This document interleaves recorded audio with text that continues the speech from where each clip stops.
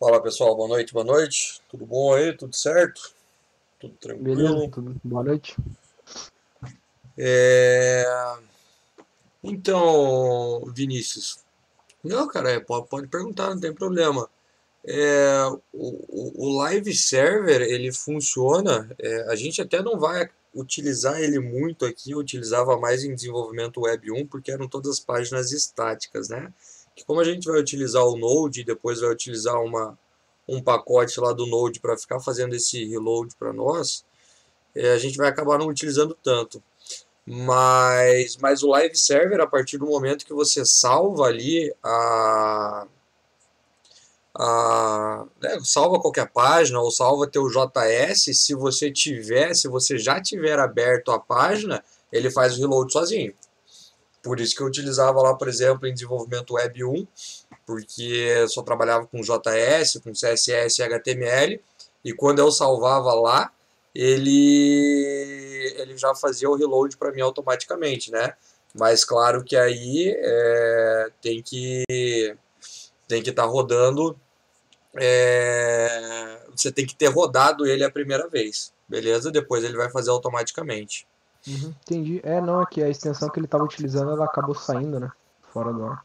Hum, Mas eu acabei perguntando assim já para ficar mais a par. Mas isso aí, valeu então, pra você. pode utilizar o Live Server. O pessoal, para desenvolvimento aí de É, páginas uhum. estáticas e tudo mais, o pessoal tem usado bastante. Eu usei ele mesmo. Continuei usando, daí ele é bem Acho bom. que a extensão aí, se a gente olhar lá em número de downloads, deve ser a extensão que mais que mais o pessoal tá baixando e tá utilizando. Ela funciona bem pra caramba. Bom, então, pessoal, sem mais delongas, vamos começar aí a nossa aula de hoje. Boa noite aí para quem chegou depois. Então, antes de a gente começar a aula, pessoal, a partir da aula de hoje, a gente já vai começar a trabalhar. Já começamos, né, na aula passada, a trabalhar com o Node, fazer aqueles exercícios lá e tudo mais.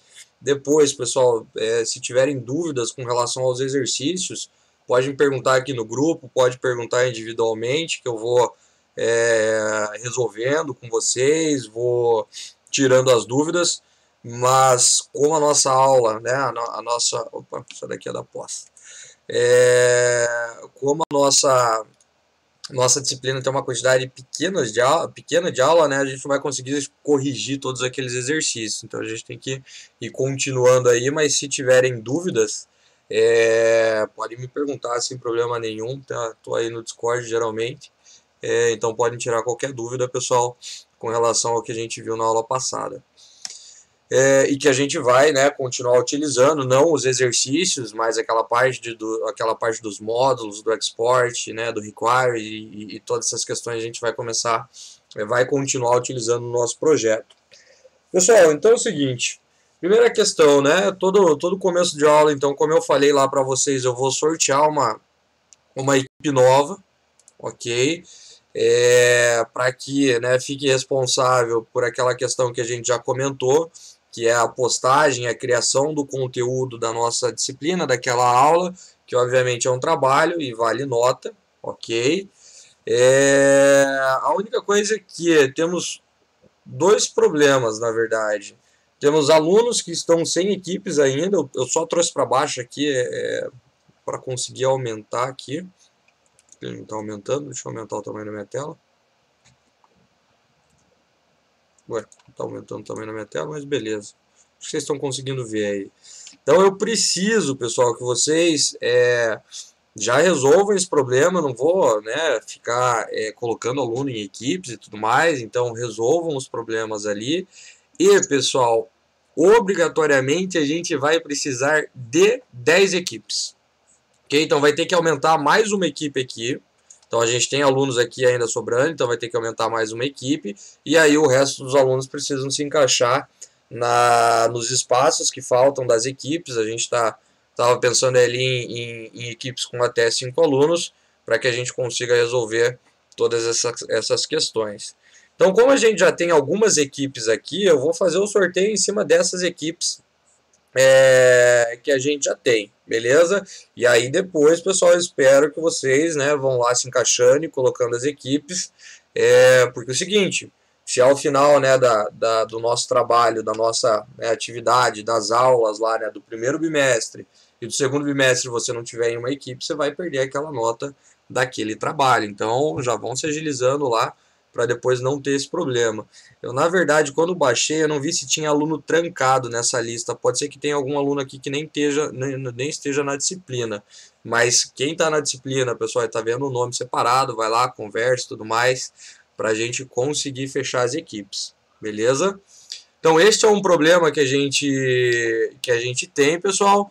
E um segundo, não é nenhum problema. Inclusive, acredito que para vocês vai até facilitar um pouquinho. E se quiserem ir mexendo aqui, eu estou vendo que tem gente entrando na planilha. Se quiserem isso, se quiserem ir puxando aí, pessoal, pode ir fazendo aí, sem problema. Mas a gente vai ter que ter 10 equipes, beleza? E a segunda questão, pessoal, é o seguinte, como eu disse, né, a nossa disciplina é uma disciplina que tem uma carga horária de 80 horas, uma aula por semana, e a ideia é que a cada aula a gente faça, então, a postagem, né, pessoal, daquilo que a gente está vendo. Então, se vocês olharem, eu já postei o plano de ensino hoje lá na disciplina, ok? Se vocês olharem ali, pessoal, a quantidade de aulas que a gente tem pro desenvolvimento, né, e aqui tá errado, eu vou ter que mudar depois, aqui não vai ser desenvolvimento do projeto, mas a quantidade de aulas que a gente tem da nossa disciplina, ó, já foi a primeira aula, hoje a gente vai começar com o Git, o Node.js, né, o Express, depois nas próximas aulas daí sim, já desenvolvendo tudo isso em cima do projeto, Angular, desenvolvimento do projeto, e aí, ó, a gente teve aqui, ó, 5 aulas.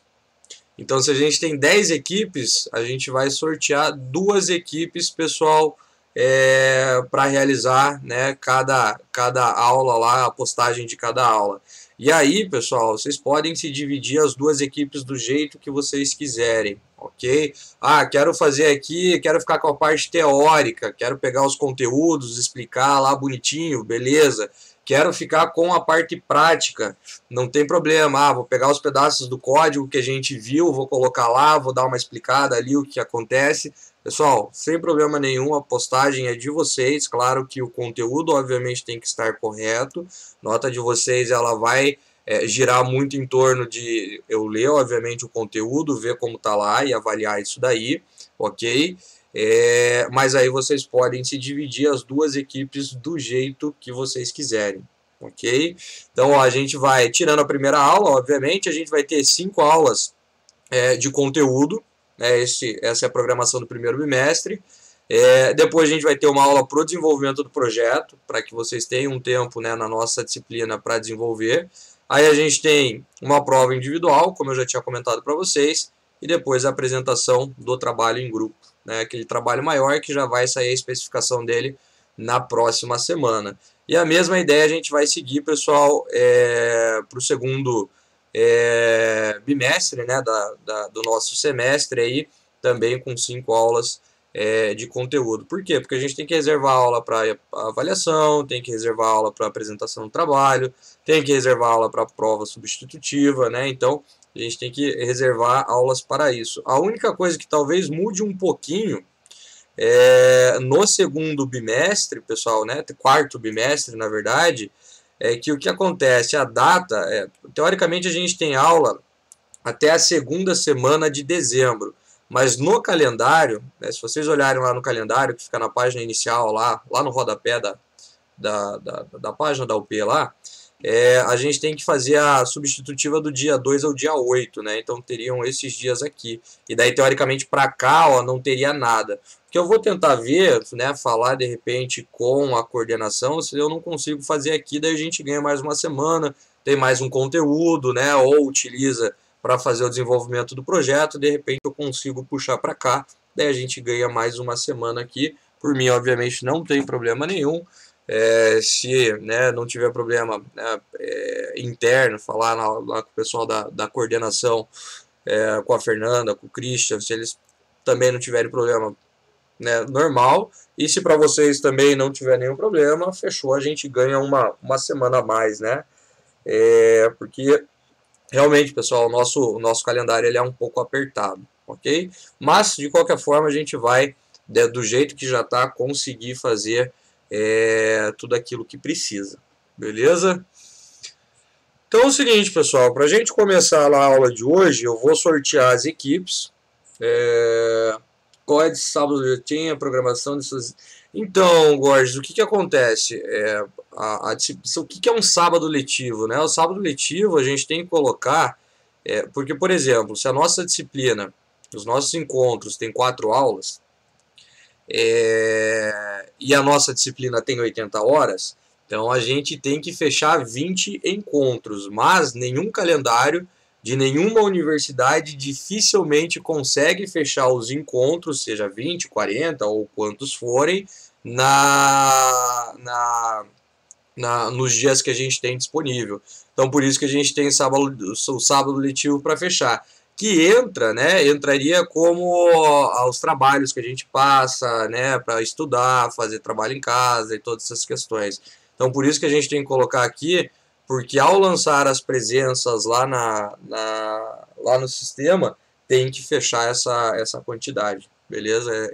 Toda faculdade é assim que funciona, então a gente tem que ter marcado aqui quais são os dias de sábado letivo. Não tem aula, né, na verdade, mas eles têm que constar na programação, ok? Por isso que esses caras estão ali, né? Porque tem que fechar, se a gente fizer a contagem aqui, né, de todos esses caras que eu seleciono, ó, vejo aqui embaixo, ele dá os 20 encontros. Então a gente tem que fechar isso daí, beleza? Então, pessoal, esse cara aqui, ele já está lá no portal, o nosso plano de ensino, plano de aula, na verdade, né? O plano de ensino já está lá, já mostrei para vocês na aula passada. Esse é o plano, coisas fogem do controle, né? A gente pode ajustar as datas um pouquinho para frente, um pouquinho para trás, mas essa é a ideia da nossa disciplina, beleza? E aí, pessoal, depois que eu sortear aqui então as duas equipes, depois se conversem lá, né, as equipes ali e tudo mais, ó, ficou 2 alunos, mas vamos ver se eles estão realmente matriculados, depois eu dou uma olhada, e daí já decidam o que cada um vai fazer e tudo mais, lembrando que, né, pessoal, né, das instruções que a gente tem aqui, a gente tem uma semana para vocês realizarem isso, então a gente tem que ter aquele pull request, né, e a gente vai trabalhar Git hoje também, até às 6h30 da próxima aula de quinta-feira, né? Então, até às 6h30 eu já vou estar por aqui e tudo mais, o pessoal me chama lá, já vejo, está tudo certinho, já fazemos a postagem e fechou, ok? O que precisa, né, pessoal? O que a gente, nesse trabalho, o que cada equipe vai fazer, e a cada aula eu vou dando uma relembrada lá, não tem problema. Se de repente eu não falar numa determinada aula, a equipe ficou em dúvida, me pergunta que a gente vai resolvendo. Então, o que a gente precisa, né? Na página inicial, tem que criar sempre o link lá do post, né? Então, deixa eu voltar para cá na página inicial. Vejam que a gente já tinha lá da aula passada, eu já deixei um exemplo da segunda aula aqui, né? Mas, basicamente, a cada equipe que pegar vai ter que criar mais um carinha desse. Então, como já tem os dois aqui, é só copiar o que a gente tem aqui e ir criando, né, os posts ali na sequência. Depois eu até penso em uma paginação, mas vai ter que ser uma paginação estática, bem provavelmente. Aí o que a pessoa pode fazer? O que ela quiser, né? Pode trocar a imagem, né? Aqui era a imagem que eu peguei, pode trocar a imagem, né? A data da aula não precisa, mas o resumo, né? Os autores aqui, os nomes, a data da postagem, e basicamente aqui é isso que precisa fazer. Depois, quando vocês fizerem lá o fork do repositório, né? Que eu já mostrei lá para vocês, vocês vão ver que vai ter uma pasta, pessoal, específica para colocar as fotos dos autores. Eu estou separando, né, a foto da gente das fotos que vão ser utilizadas ali na aplicação. Então só dá uma olhada lá na estrutura depois, não está difícil de entender. E daí na página da postagem é a parte do conteúdo, né, a criação do conteúdo que vai, como eu disse para vocês, ficar por conta da imaginação e do jeito que vocês quiserem fazer. As únicas coisas que basicamente são obrigatórias, pessoal, é depois só pegar o link da aula, né, que eu estou gravando e que eu coloco sempre lá no YouTube, e depois eu descobri que isso daqui no celular não está responsivo, eu vou ter que dar uma olhada depois, porque eu só peguei o código lá do YouTube.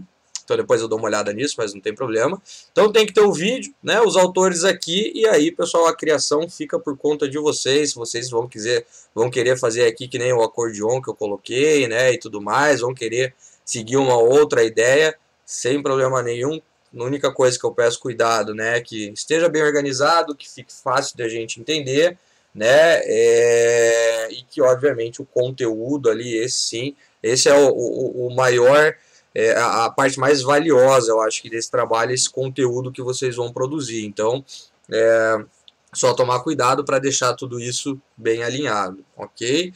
E aí depois tem a página dos contatos lá, né? Só para colocar o nome, colocar lá suas informações e tudo mais. Depois a gente cria um negócio bem bacana. Quem for acessar isso daqui depois vai ter acesso a todas, né? Pretendemos tornar isso público. Tem acesso de todos os autores da nossa aplicação. Então tem que alterar o código e criar, né, pessoal, em 3 partes. Na página inicial, na página da postagem, né, e na página dos contatos, ok? E aí, pessoal, novamente, no decorrer aí da semana, como a gente só tem aula na quinta, à medida com que vocês vão fazendo, né, vão desenvolvendo ali, se quiserem tirar dúvidas, se quiserem, professor, você não tem aí 1 hora disponível só para a gente dar uma olhadinha rápida para ver se está ficando ali mais ou menos da forma que você imaginava? Sem problema, a gente arranja um tempo também, ok, para dar uma olhada lá. Mas então essa é a ideia, pessoal, do nosso projeto. E aí depois a equipe que já tiver realizado o trabalho, no bimestre não precisa mais fazer, vai ter novamente no segundo, né, na quarto bimestre, se a gente considerar aí o ano inteiro, né, vai ter somente esse mesmo trabalho para fazer, né, obviamente com conteúdos diferentes, mas no quarto bimestre, beleza? Pessoal, então vamos lá, vou sortear as 2 equipes. Já temos 10 equipes ali. Ok, tem 2 alunos ainda sobrando, depois dou uma olhada no Vitor e no Wesleyson, para ver se realmente estão matriculados, se eu não trouxe sem querer esses nomes para cá. Mas então vamos lá, o que eu vou fazer aqui é simplesmente colocar, ele não vai ter o aleatório, o que é o random. Nunca usei aqui, rand, então vou fazer aqui um randômico aqui dentro mesmo, ok? Ele faz, deixa eu ver, retorna entre 0 e 100, entre 0 e 1. Então, se eu pegar isso daqui e multiplicar por 10, ele vai me dar o número, né, da equipe que vai ser sorteada ali, ok? Não vou excluir a casa decimal, mas o número inteiro ali vai ser o número da equipe. Então, nós temos ali, primeira equipe 8, ok? Se eu sortear alguma equipe que já tenha ido, a gente simplesmente passa para a próxima, para baixo, ok? Então, equipe 8, e novamente vamos fazer aqui um randômico. Podia ter puxado ali para baixo, né? Ele vai atualizar bem provavelmente a linha de cima, porque toda vez que a gente faz alguma coisa numa célula do Excel, ele atualiza tudo, né? Mas a primeira equipe é a equipe 8. E a segunda equipe é a equipe 7. Equipe 8 e 7, pessoal. Beleza? Então, vou criar inclusive mais uma coluna aqui referente à nossa aula, né? Qual é a data da aula, né? Então, a equipe 8 e a equipe 7, deixa eu só puxar aqui certinho, beleza, ficaram com a data 3/8 de 2020. Do 8 de 2020. Fechou. Ok, pessoal? E depois, à medida com que a gente vai tendo as aulas, né, vou atualizando, né, vamos fazendo aqui isso sempre no começo, né, a equipe já fica um pouco mais atenta, mas a aula vai ser gravada. E além da gente deixar aqui no blog, né, pessoal, depois que eu já subi a gravação, eu disponibilizo lá na pasta lá no portal, beleza? Eu disponibilizo lá, para que daí se você precisar, né, chegar até o vídeo, não precisar entrar no canal lá e tudo mais, já pega por lá. E aí você consegue ter acesso ao vídeo, beleza? Tudo certo então, pessoal? Equipe 8 e 7, ok? São as 2 primeiras equipes e de forma aleatória, como eu disse lá. Beleza, pessoal. Feito isso, então vamos começar a desenvolver, vamos começar a programar aí, porque, como eu combinei com vocês, a nossa aula acaba um pouquinho antes, mas por um motivo que eu acho que vai ser bem legal, que é a live lá do pessoal do canal do .NET, que vai falar de Clean Code e JavaScript, que a gente vai trabalhar isso a disciplina inteira, e veio bem a calhar. Eu não lembro quem, mas a gente tinha conversado, acho que ontem, né? Deixa eu puxar aqui para cima. a Dori, né? Dori, isso. Mandou perguntando se a gente poderia validar as horas, né? Conversei lá com a Fernanda. Acho que a gente consegue fazer isso, sim, né? A única coisa é que há duas formas de fazer, né? Dá para fazer, se eu não me engano, direto pelo portal e daí tem que enviar o certificado, né? Se não, eu posso passar uma lista para a Fernanda e depois ela consegue inserir isso daí, ok? Eu não consigo, né? Não sou coordenador, não consigo. Mas então o que eu vou pedir, pessoal, para vocês? Que quem for assistir, né? E eu gostaria que todos assistissem, porque vai ser um conteúdo, eu espero que seja bem legal, todas as lives que eu vi desse pessoal, e eu consumo bastante conteúdo deles e conteúdo de tecnologia, né? Então tô vendo direto aí todo dia essas coisas.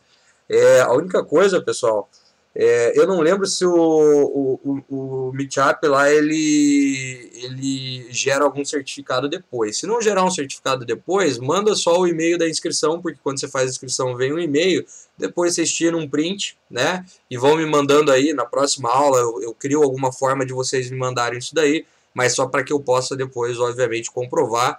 E se a gente não conseguir fazer direto para o portal, eu também vou criar uma lista com base nesse certificado, beleza? Então a gente vai ter aula, pessoal, mais ou menos até quase 9 horas lá, umas 10 para as 9, 5 para as 9, para depois fazer um intervalinho ali antes da live.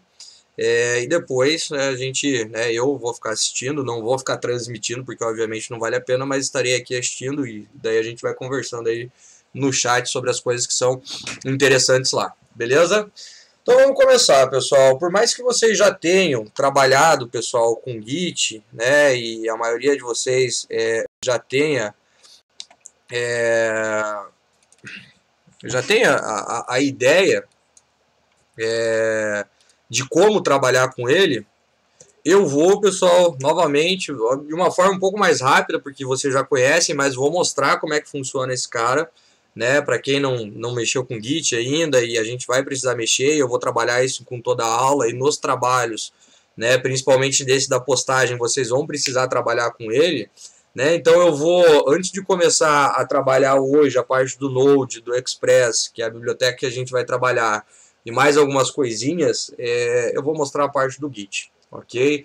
Criando o repositório, né? Jogando o repositório para lá e todas as questões pelo menos básicas, ok? Do GitHub. E a partir de agora, né, pessoal, tudo isso já entra aí no conteúdo da aula e daquilo que tem que estar depois lá no blog. Então é o seguinte, posso até depois disponibilizar para vocês ali, vou colocar lá assim com certeza, pessoal, no portal. Eu criei uma pasta de ciclo de pagamentos. Não falei ainda sobre o projeto que a gente vai trabalhar, mas vai ser um projeto de ciclo de pagamentos, né, basicamente desses aplicativos, pessoal, que tem bastante no celular, de controle de despesas, ok? De salário, de gastos com cartão, com despesas fixas, vai ser uma aplicaçãozinha bem legal, bem dinâmica, que a gente vai conseguir, né, cadastrar. Vamos dizer que eu, sei lá, fiz uma compra em 10 vezes, a gente consegue fazer isso.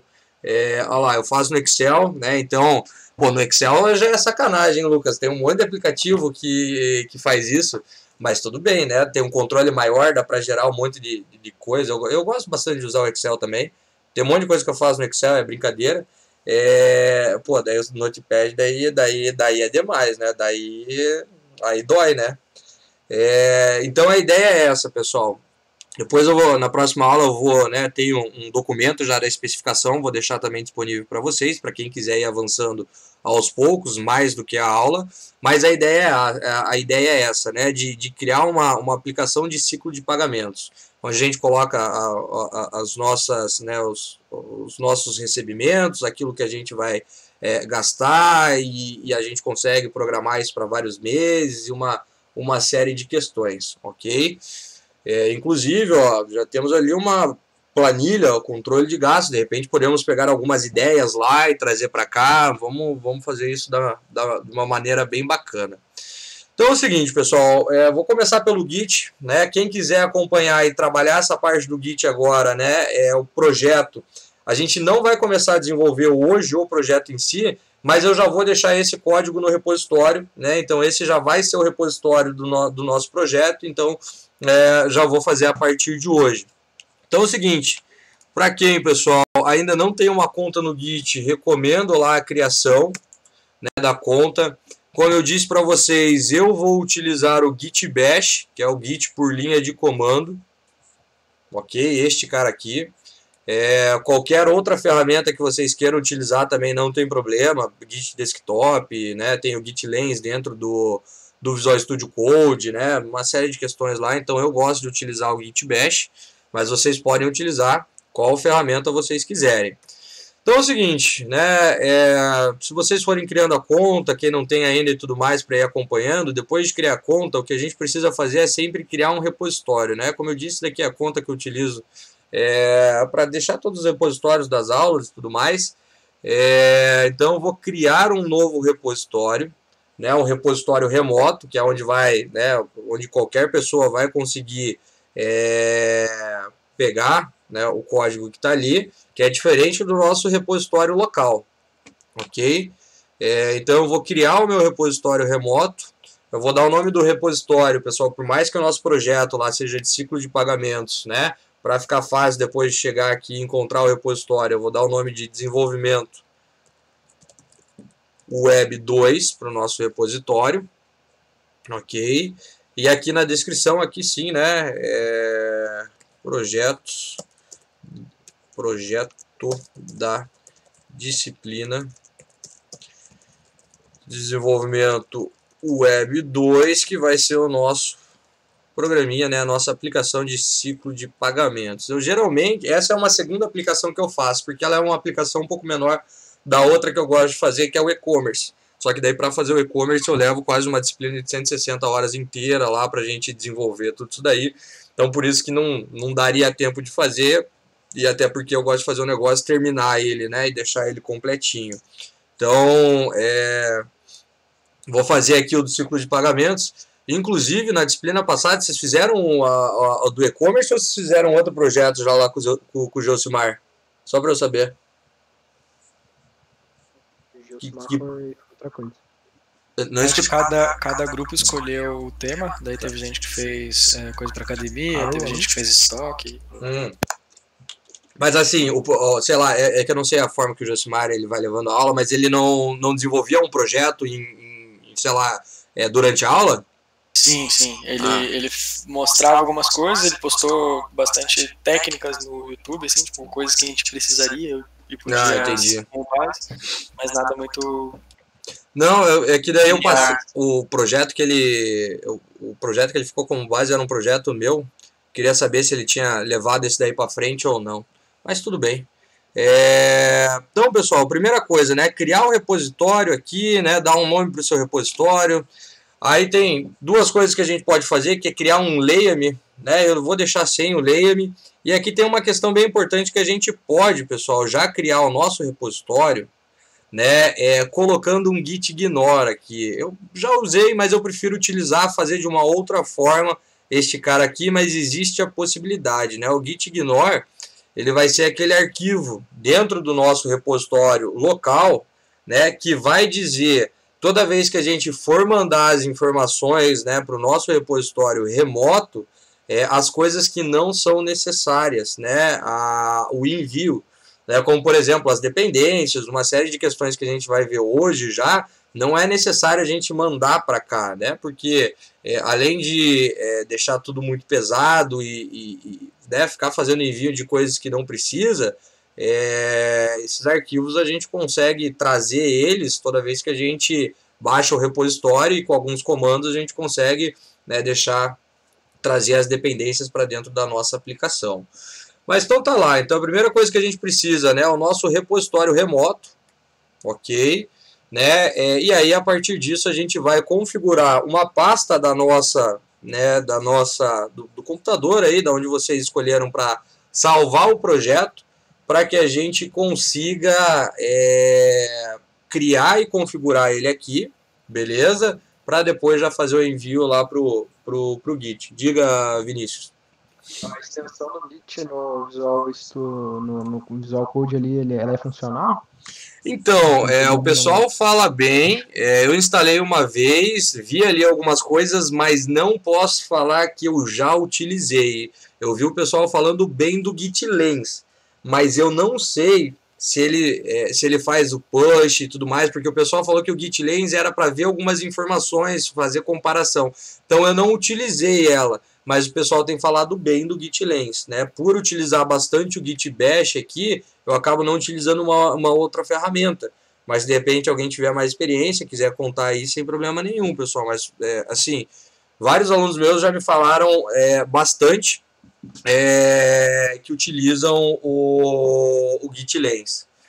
O terminal do VS Code como do Git já. Isso, se a gente utilizar o terminal lá do VS Code, a gente está utilizando o Git Bash, né? O Git Bash, que é por linha de comando, ok? Então é o seguinte, primeira coisa, pessoal, né? Sempre que a gente for pegar uma pasta, né, e fazer com que essa pasta vire o nosso repositório, a gente tem um comando que permite com que a gente inicialize uma pasta e faça com que ela vire o nosso repositório, né? Que é o git init. Deixa eu só pegar aqui, como eu já abri ele, não tem problema. Vou abrir o arquivo aqui que eu vou postar lá vou postar depois lá para vocês. Esse cara aqui. Eu vou postar esse cara lá, pessoal, para vocês. Tem todas as configurações aqui, né? Aqui tem só a parte básica, né? Mas tem vários comandos que a gente vai utilizar. Então eu posto lá esse cara para vocês. Deixa eu só voltar para a pasta que a gente estava. E daí depois quem quiser dar uma olhada, pegar e utilizar sem problema nenhum.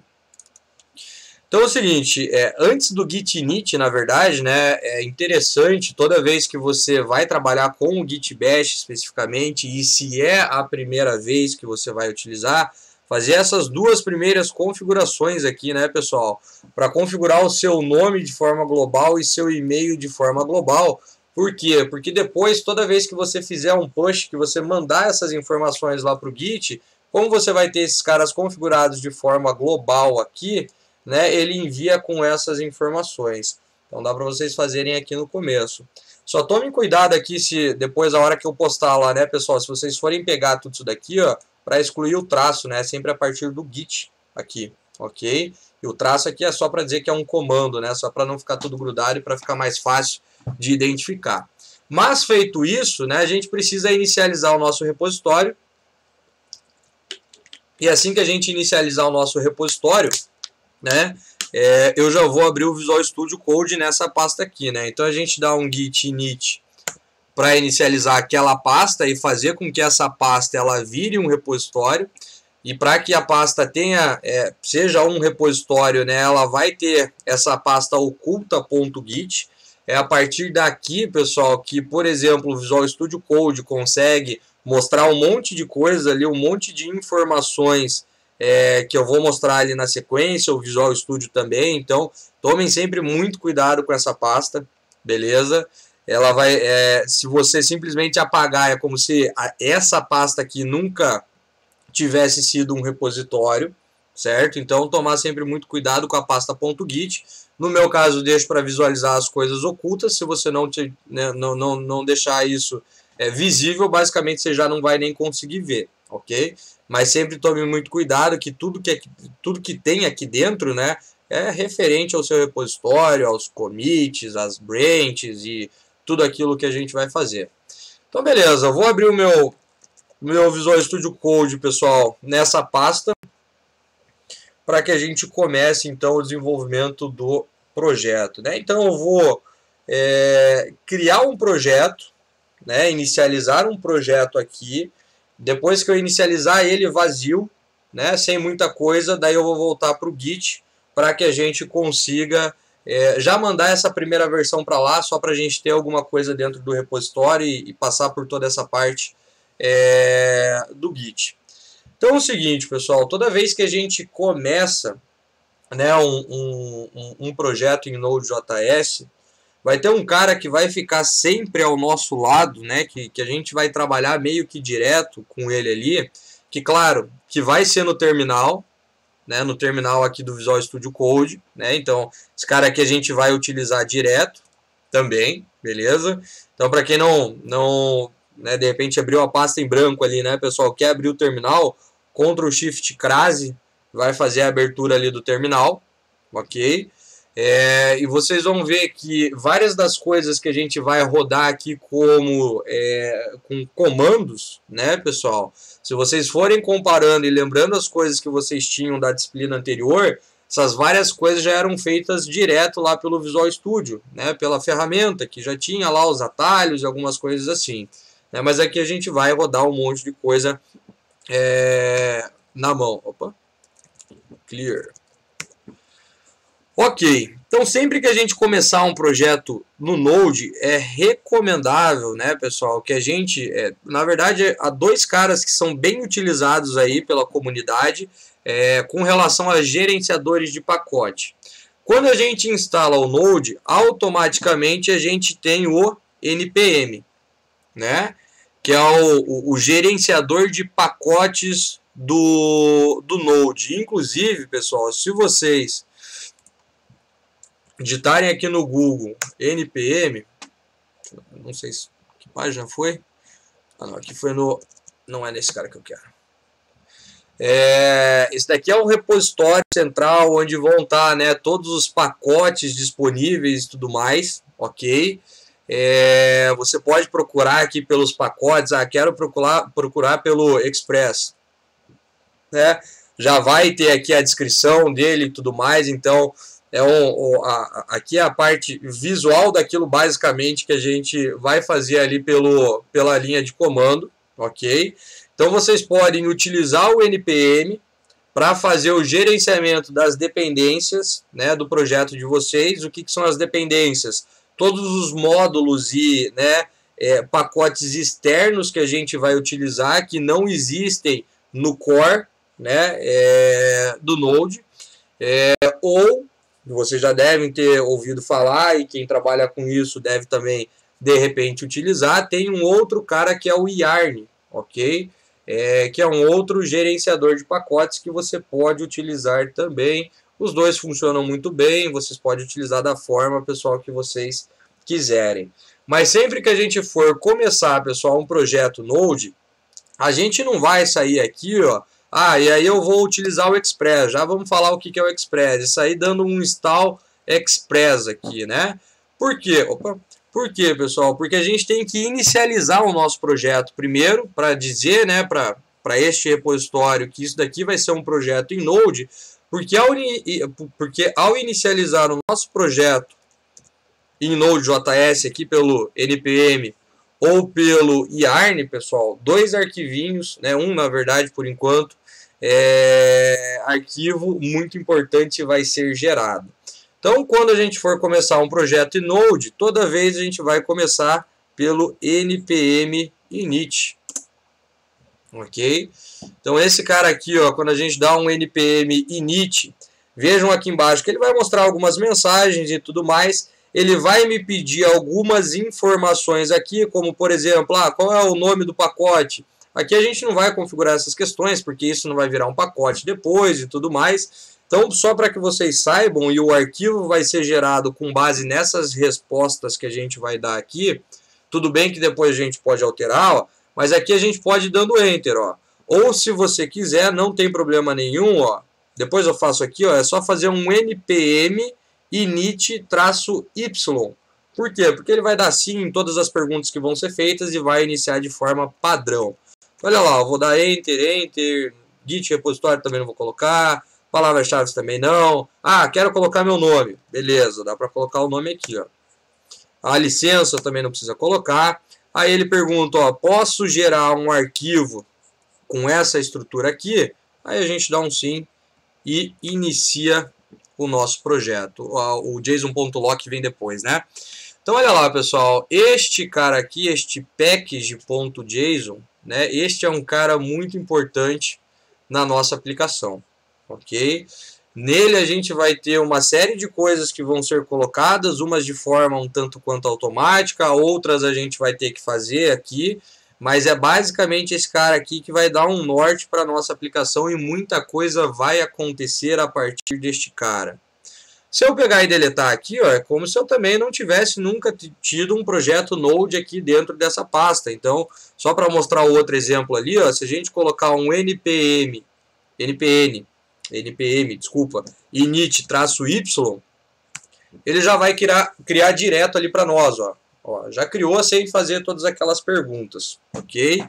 Então, dá pra gente inicializar dessas duas. Tem mais formas de inicializar, né? Mas as duas mais comuns, dá um Y em tudo ali, né? Ou vai escrevendo as informações que você quer ali. Mas, basicamente, pessoal, aqui, então, a gente tem o início do nosso projeto. E este arquivo package.json, ele vai ser um arquivo, pessoal, bem importante na nossa aplicação. Aonde que ele vai ser importante, pessoal? Quando eu quiser rodar a minha aplicação, eu vou criar um script de start ali para rodar a minha aplicação, para não precisar ficar fazendo toda vez, né, aquilo que a gente viu na aula passada, que é o Node, para startar lá, por exemplo, index.js, né, então a gente vai ter um script aqui, além das dependências, né, pessoal, desses pacotes que a gente vai trabalhar e vai utilizar aí dentro do desenvolvimento do nosso projeto, que vão ficar registrados aqui. E o porquê que isso é importante, pessoal? Porque quando a gente faz a instalação e já vai fazer a instalação de um pacote, vocês vão ver que vai aparecer uma pasta aqui para trazer, obviamente, esse pacote para nós, para que a gente consiga trabalhar. Que nem vocês, por exemplo, instalavam um Entity Framework lá da vida na disciplina anterior. Vocês faziam a inserção da dependência deste cara no projeto. E aí, como eu disse, quando eu pegar isso daqui e mandar este projeto lá para o Git, não há o porquê, pessoal, eu mandar aqui aquela pasta dos módulos do Node, ok? Por quê? Porque além de eu mandar um monte de coisa para lá e quando a pessoa baixar, ter que baixar tudo isso daí, né? Este packages.json serve justamente para isso. Porque quando eu baixo, por exemplo, né, uma aplicação do Node, né, que obviamente não vai vir com aquela pasta lá, Node Modules, né, que a gente tem, eu abro ela, por exemplo, no Visual Studio Code, eu simplesmente mando instalar todos aqueles módulos e aí vem tudo para mim, sem que eu precise ficar sobrecarregando o nosso repositório com arquivos que não precisam estar lá, né, porque esses arquivos já estão no repositório lá do NPM e aí eu simplesmente trago eles para dentro da nossa aplicação, ok? Então, beleza, criamos aqui, pessoal, a nossa primeira aplicação, né, trabalhando com o Node, né, fazendo aqui a inicialização pelo nosso repositório, porque na aula passada a gente já deu uma brincada lá. E aí o que acontece, pessoal? O Node, ele é uma linguagem, né, é uma tecnologia, por exemplo, como se fosse lá um C# da vida, pessoal. E aí, dentro do C#, teve uma galera que fez o quê? Desenvolveu, né, um pacote que é, por exemplo, o ASP.NET Core, que tem lá um servidor, que tem todo aquele esquema que vocês viram anteriormente, né, e aí a gente consegue utilizar o C# junto com o ASP.NET Core para desenvolver aplicações web.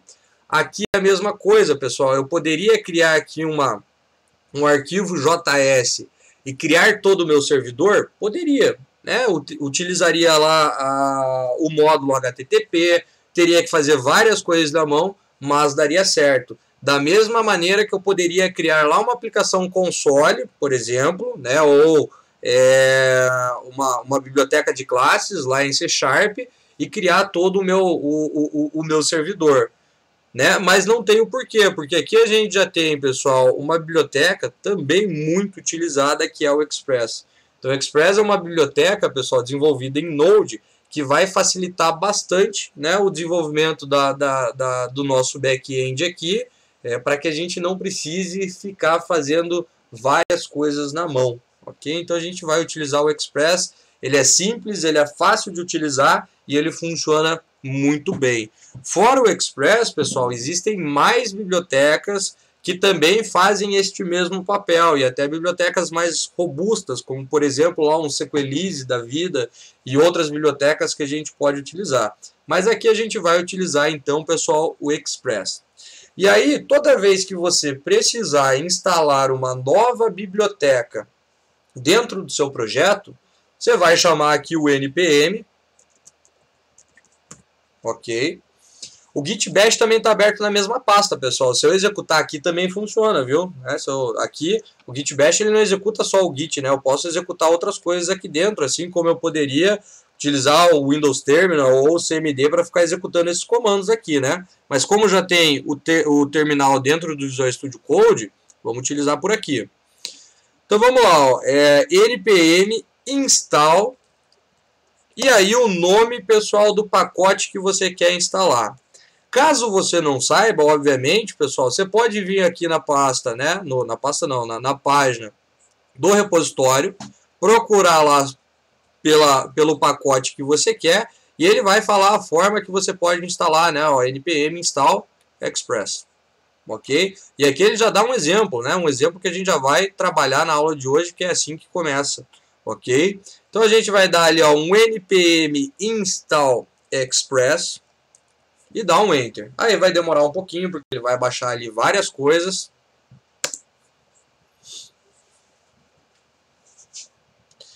E aí a gente vai começar a entender o que é, o que foi baixado e todas essas questões ali.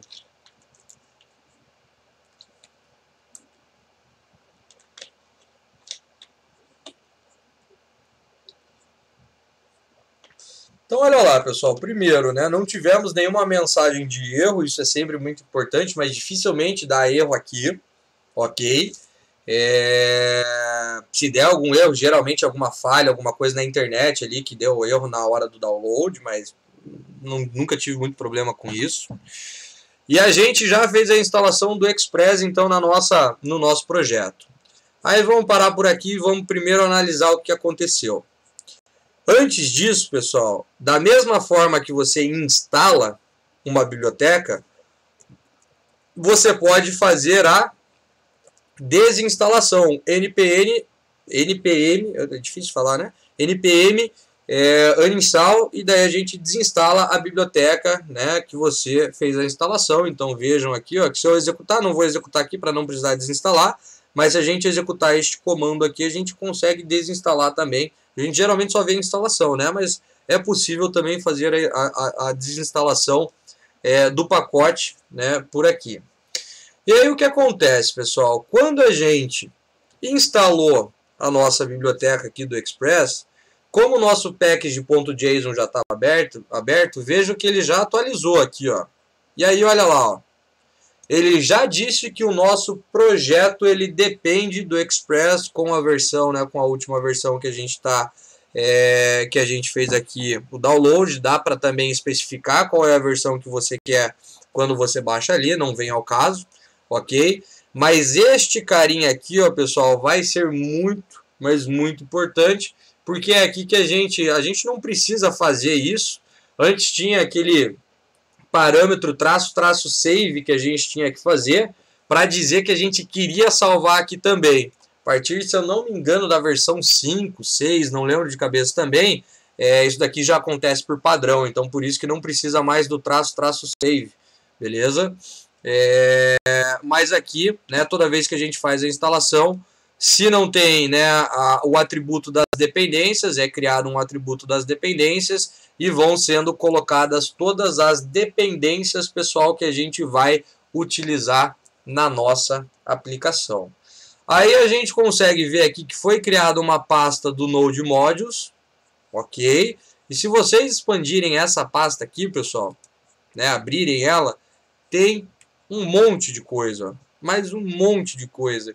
E a pergunta que eu faço, primeira pergunta que eu faço para vocês, se a gente instalou só o Express, né, fez a instalação só do Express, por que está aparecendo todas essas coisas aqui para nós?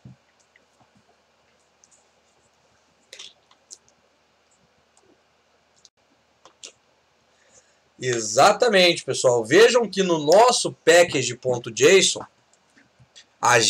nosso projeto depende só do Express.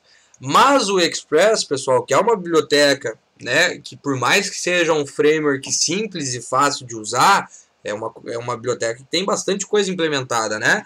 Então vejam que ela, né, essa biblioteca, vejam que ela está aqui, ó, o nosso Express está aqui. Foi esse cara que a gente chamou. Se vocês expandirem aqui, ó, pessoal, vocês vão ver, ó, né, vocês conseguem ver aqui a biblioteca, tá tudo aqui, ó, vocês conseguem ver como foi desenvolvido esse cara, né? Mas se vocês verem aqui, ó, por exemplo, vamos abrir o package.json do Express. Ó, e aí deixa eu baixar um pouco aqui. E mais para deixa eu ver onde já passou. Ó, dependente, não, aqui é os dev dependencies, acho que eu já passei ali, né? Já. Cadê? Tá aqui, né? Ó lá. É o mesmo arquivo, só que este projeto, quando foi criado, o pessoal ia fazendo a instalação das dependências que eles iam utilizando e tá aqui. Então, o que acontece? Uma das coisas bacanas, né, de a gente trabalhar com Node, quando a gente instala um pacote e esse pacote depende de outros pacotes, toda essa cadeia, né, de pacotes dependentes, eles vão sendo instalados, ok? Então, é por isso que quando a gente faz o download, né, a instalação desse pacote, a gente tem várias coisas aqui, né, dentro do nosso projeto. Aí a gente tem o package.json, aqui a gente pode fazer as alterações e a gente tem um package-lock.json, pessoal. Como o próprio nome já disse, -lock, então ele, né, teoricamente ele estaria bloqueado, né, ele estaria trancado. Então a gente não mexe, cara, nesse cara aqui. Esse cara ele vai sendo, né, pessoal, alterado à medida com que a gente vai instalando e desinstalando pacotes. E aqui a gente também vai ter, ó, todas as dependências e muito mais informações dos nossos pacotes, ok? De todos esses caras que vieram aqui, certo? Aí beleza, pessoal, visto isso, vamos fazer aqui o nosso primeiro teste e vamos então criar, né, a nossa primeira aplicação com Node.js, uma aplicação web, ok? Então, na aula de hoje, pessoal, a gente, como eu disse, não vai começar a desenvolver o projeto em si, mas já vai desenvolver várias coisas que vai aproveitar na próxima aula. Então, eu não vou ficar me preocupando, por enquanto, aonde eu vou criar os arquivos, em qual pasta e todas essas questões. Por enquanto, a gente vai fazer alguns exemplos para entender, né, todas essas questões, para daí sim, na próxima aula, a gente pegar firme já nisso daqui e no desenvolvimento focado já em cima do projeto. Então é o seguinte, a gente sabe que para rodar, né, a nossa aplicação Node, como a gente fez lá na aula passada, ele deu uma bugada aqui no meu terminal, a gente precisa de um arquivo .js, ok? Então eu vou criar aqui, né, um arquivo, tá aqui no terminal, vou criar um arquivo aqui .js, pode ser pelo Ctrl+N lá, por aquela biblioteca que a gente tinha instalado, ou se não quiser, clica com o botão direito aqui, ó, para criar um novo arquivo. Então eu vou criar aqui, ó, o index.js. Na mesma raiz, depois a gente separa, vai ter uma pasta para o servidor, uma pasta para o cliente, dentro do servidor várias pastas, controllers, repositórios e tudo mais. Mas por enquanto, pessoal, isso daqui já vai servir lá. Então, se a gente pegar isso daqui agora, né, que nem a gente fez na aula passada, criamos um index.js. Vamos fazer um teste aqui, né, de um console.log e vamos imprimir qualquer coisa na tela. Bom, tá rápido. Então, bem, sei lá, testando a aplicação Node.js. Ok?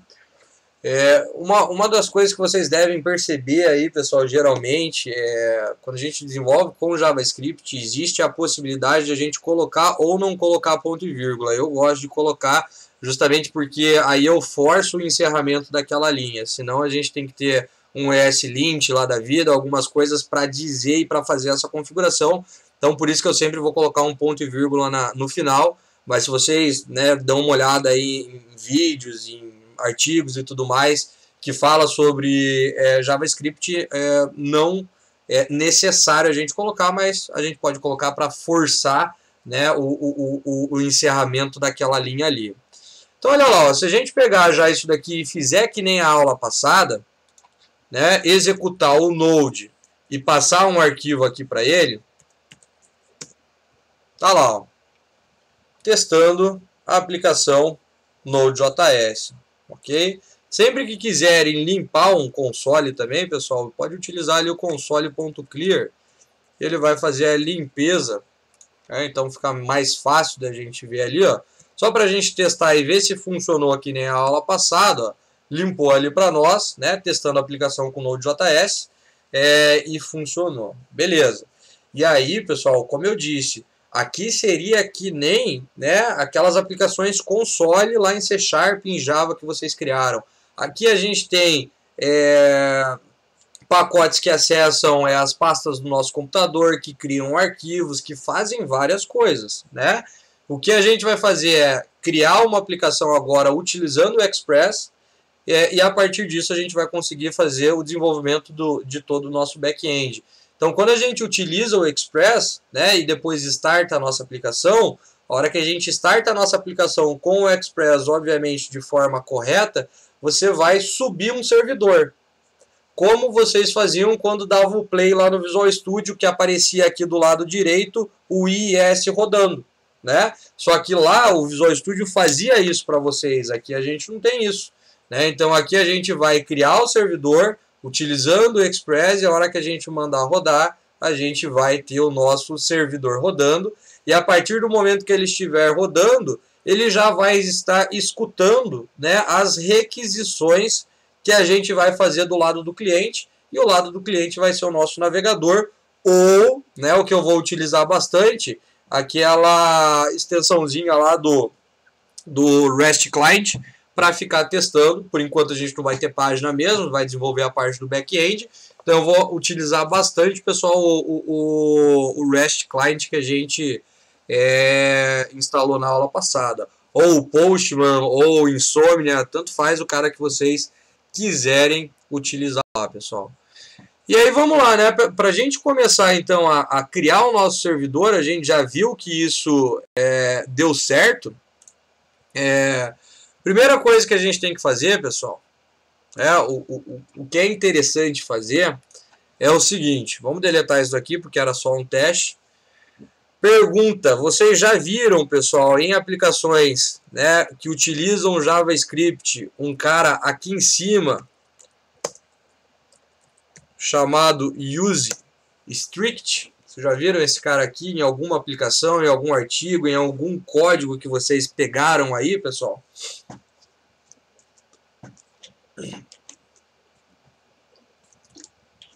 Sim, não. Nunca. Pessoal, esse cara aqui ele vai fazer várias coisas. Eu vou dar um exemplo agora e depois vou dar um outro exemplo a hora que a gente tiver com mais coisas aqui na aplicação. Mas o que esse cara aqui basicamente faz, pessoal? Ele deixa o nosso JavaScript, que vai compilar ali depois, mais rígido.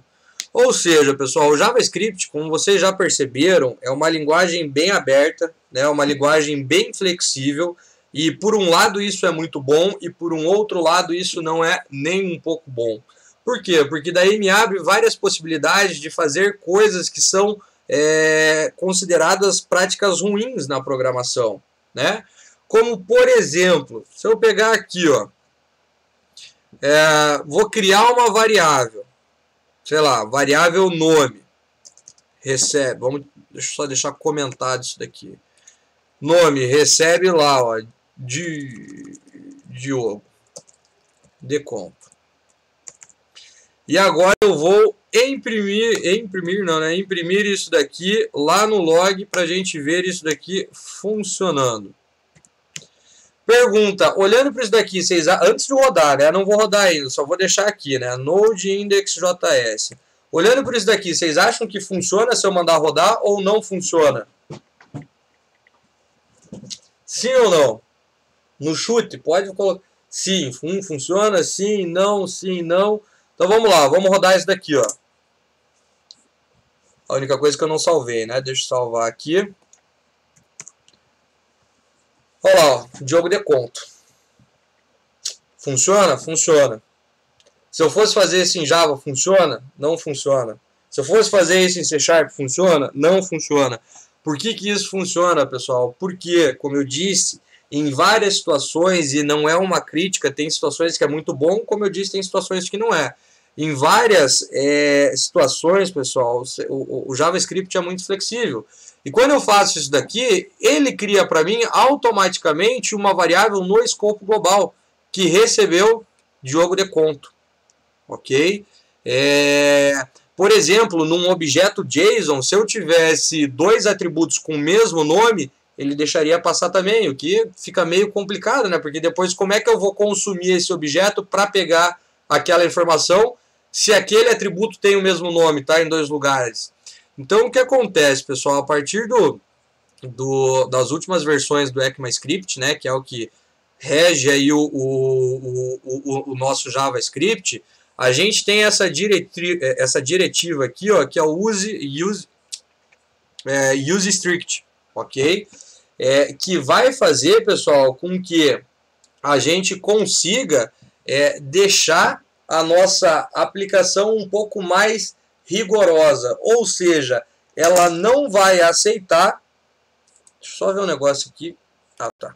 Ela não vai aceitar, pessoal, essas questões, ok?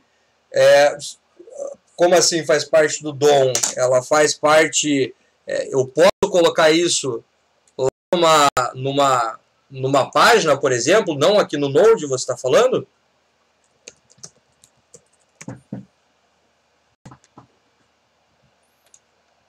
Isso, dá para colocar lá também, que vai acontecer essas mesmas questões lá na página também. Então ela tem diversos exemplos, depois se vocês quiserem dar uma olhada, escrever useStrict ali, vocês vão ver que tem o próprio developer do Mozilla, tem o W3 Schools que também explica bem legal cada uma das restrições que esse cara aqui ele causa para nós, mas a partir do momento que eu declaro essa diretiva aqui no começo, várias coisas não podem mais ser feitas, né, que são consideradas práticas ruins, pessoal, quando a gente programa, como por exemplo, atribuir, acho que eu não salvei, o valor para a variável sem que eu tenha criado ela. Agora eu tenho uma exceção lá, né, ó, um reference exception. Por quê? Porque essa variável não foi definida.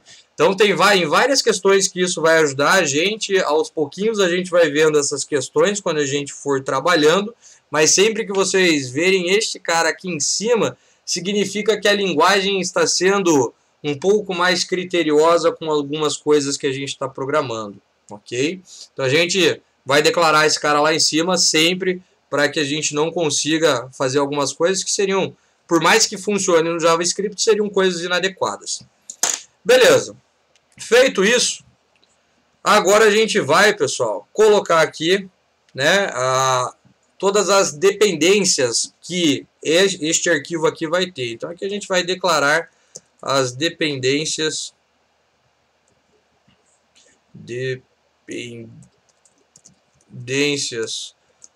do arquivo, deste arquivo aqui especificamente. Toda vez que eu criar um novo arquivo, né, e quiser, por exemplo, utilizar o Express, eu vou ter que fazer isso? Vou, ok? Da mesma maneira, pessoal, que, por exemplo, quando lá em C# vocês utilizavam listas, lá em cima você tinha um using, às vezes você não via, né, mas ele estava lá em cima, dizendo que você estava utilizando lá o generics do C#. Então, a gente tem que fazer isso toda vez que for utilizar uma determinada biblioteca dentro do arquivo que a gente vai trabalhar, né? Um pacote, uma biblioteca ou um arquivo nosso também, né? Como a gente já viu ali na aula passada. Então vamos lá, ó. Eu vou criar uma constante chamada, pessoal, express, para que a gente consiga, né, trazer para o nosso arquivo aqui, o index.js, o express, beleza? E aí, do mesmo jeito que a gente fez lá na aula passada, eu vou dar um require nele aqui, ó, do express. Ok? E aí é o seguinte, pessoal, vejam aqui, ó, a diferença do require que a gente fez aqui para a aula passada. A aula passada a gente fez, né, declarou a necessidade de um arquivo nosso. Quando é de um arquivo nosso, pessoal, aí a gente tem que passar o caminho relativo, que seria a pasta que ele se encontra dentro do projeto. E quando está na mesma pasta, a gente viu lá que era o ponto barra, ok? Então, quando é um arquivo nosso, a gente coloca o caminho que esse cara se encontra. Quando é, pessoal, um módulo, né, um pacote que a gente baixou, não há necessidade, porque ele vai procurar esse cara aqui direto no Node Modules ali para nós, ok? Dos pacotes ou do próprio, né, dos pacotes internos do Node também, como o FS, o OS, tem vários pacotes que a gente pode utilizar lá. Beleza, pegamos aqui o Express, dizemos que a gente vai utilizar ele dentro deste arquivo aqui, pessoal, e tudo que é constante, variável, pessoal, função, não tem problema nenhum você pegar esse cara aqui para entender e para dar uma olhada na estrutura dele, como é que ele funciona, e imprimir ele ali no console. Por quê? Esse cara é uma constante. Constante é uma variável que nunca muda, né? Que os seus valores eles nunca são alterados. E obviamente a gente não vai alterar nada aqui do Express, por isso que a gente guarda, né, de nenhuma biblioteca. Então é por isso que a gente guarda dentro de uma constante. Se a gente fizer a impressão dele aqui, salvar ali, e vamos rodar. Ele vai imprimir um objetão lá, um JSON, cheio de atributos, né? E daí vão ter os métodos lá dentro, funções, vejam, todos esses caras aqui, né? Este é o Express que a gente está importando para dentro da nossa aplicação. Ele tem um monte, mas um monte de coisa que a gente pode fazer, né? Para trabalhar e para desenvolver o nosso back-end. Então, sempre que você quiser, de repente, testar para ver se você conseguiu trazer a biblioteca de forma correta, pega aquele cara ali, imprime no console, e se ele imprimir ali no console, não tem problema nenhum. Beleza? Depois de fazer isso, pessoal, o próximo passo para criar o nosso servidor, inclusive, a maioria dos vídeos, dos arquivos que vocês forem ver, pessoal, a gente faz dessa forma, inclusive com os mesmos nomes. Inclusive lá no site do NPM, o exemplo que aparece é muito parecido com esse. A gente vai criar uma outra constante, que eles chamam geralmente de app, pessoal. Né? Por quê? Porque como isso daqui vai ser o nosso servidor, depois vai estar numa pasta lá chamada server, né? Vai ser a aplicação do nosso servidor. Mas se de repente fica mais fácil para você entender server, porque é neste cara aqui que a gente vai começar a configurar ele, né, toda a parte do nosso servidor, sem problema nenhum, você pode dar o nome que você quiser, porque é variável constante, função a gente nomeia do jeito que vocês quiserem. Eu vou utilizar da mesma maneira, porque de repente se vocês forem pesquisar, já fica tudo igual e fica mais fácil de entender. Então a gente vai fazer, pessoal, a nossa app, né, a nossa constante, recebeu o Express, porque daí a partir dela a gente vai, né, começar, pessoal, a criar o servidor, definir em qual porta isso daí vai rodar, né, e uma série de questões que a gente precisa fazer ali para executar essa nossa primeira aplicação, que só vai mostrar por enquanto uma mensagem ali no console. Aí é o seguinte, outra coisa que a gente precisa fazer é definir em qual porta a gente quer rodar isso daqui. Então, quando vocês rodavam lá as aplicações web em C#, quando vocês davam o play, lá em cima ele mostrava lá um localhost 2 pontos, uma porta. Né? O Visual Studio fazia, a forma que ele faz é pegar uma porta disponível de uma forma um tanto quanto aleatória e colocar ali quando você vai rodar, e depois que ele define a primeira vez, daí nunca mais muda. Se vocês tivessem feito as aplicações do .NET Core por linha de comando aqui pelo terminal, que dá para fazer também as mesmas coisas que vocês fizeram lá com o Visual Studio Code da vida, por exemplo, sem ter aquelas questões de dar o play, né, sem ter um botão direito para criar um controller ou gerar as views, dá para a gente fazer por aqui também. Quando a gente roda por aqui, ele sempre roda na porta 5000, ok? Mas lá ele pega uma porta, né, no Visual Studio ele pega uma porta aleatória, vazia. Então aqui o que a gente precisa fazer é definir uma porta também. Então port, a porta que vocês quiserem, né? Só tomar cuidado para não bater com alguma porta. Esse cara eu vou deixar para baixo, né? Porque esse não é uma dependência. Então aqui eu vou definir a porta que o servidor vai escutar, né? Ele vai ficar escutando essa porta para ver se chega alguma requisição. Ok, isso vai ficar bem para baixo aqui. Então a gente precisa fazer isso manualmente. Por quê, pessoal? Porque agora eu vou pegar o nosso app, que vai ser o nosso servidor, né? E a gente vai rodar ele, né? A gente vai dizer que ele tem que escutar uma determinada porta. E a partir do momento que a gente fizer só isso daqui e rodar a nossa aplicação de novo, desculpa, a gente já vai ter um servidor rodando. Claro que não tem nenhuma rota ainda mapeada, não tem nenhuma grande funcionalidade, mas o nosso servidor já vai estar rodando. Simples assim? Simples assim. Por quê? Porque a gente está utilizando um Express aqui, que já tem dentro dele aqui, né, esse app aqui, já vai ter dentro dele, por causa do Express, várias coisas prontas que vão permitir com que a gente consiga executar a nossa aplicação. Então eu vou pegar o app ali, .listen. Primeiro parâmetro que a gente passa para ele, pessoal, é a nossa porta. E o segundo parâmetro é uma função, né? Uma função qualquer. Se eu quisesse abrir aqui, ó, uma function, beleza, abro ela aqui. Que, pessoal, à medida com que a gente rode a nossa aplicação, ele vai executar este cara aqui. Também, né, eu não gosto de fazer com essa sintaxe aqui, dá para a gente fazer, pessoal, utilizando as funções de seta. Ok, né, os arrow functions lá, né? Então, vou abrir aqui, ó, os parênteses, a seta, abre e fecha chaves. Então, aqui, ponto e vírgula lá, e beleza. Um Alt Shift F só para poder identar, ele trouxe para cá, não tem problema. Vou deixar assim. E aqui, ó, quando a gente executar a nossa aplicação, agora eu vou imprimir uma outra mensagem ali. Console log. E vamos colocar lá, ó. Vou interpolar utilizando a crase, que nem a gente viu na aula passada. Servidor rodando na porta. Abre lá, né, o cifrão com as chaves, ok? E coloca a nossa variável porta ali. Alt Shift F e dentro lá.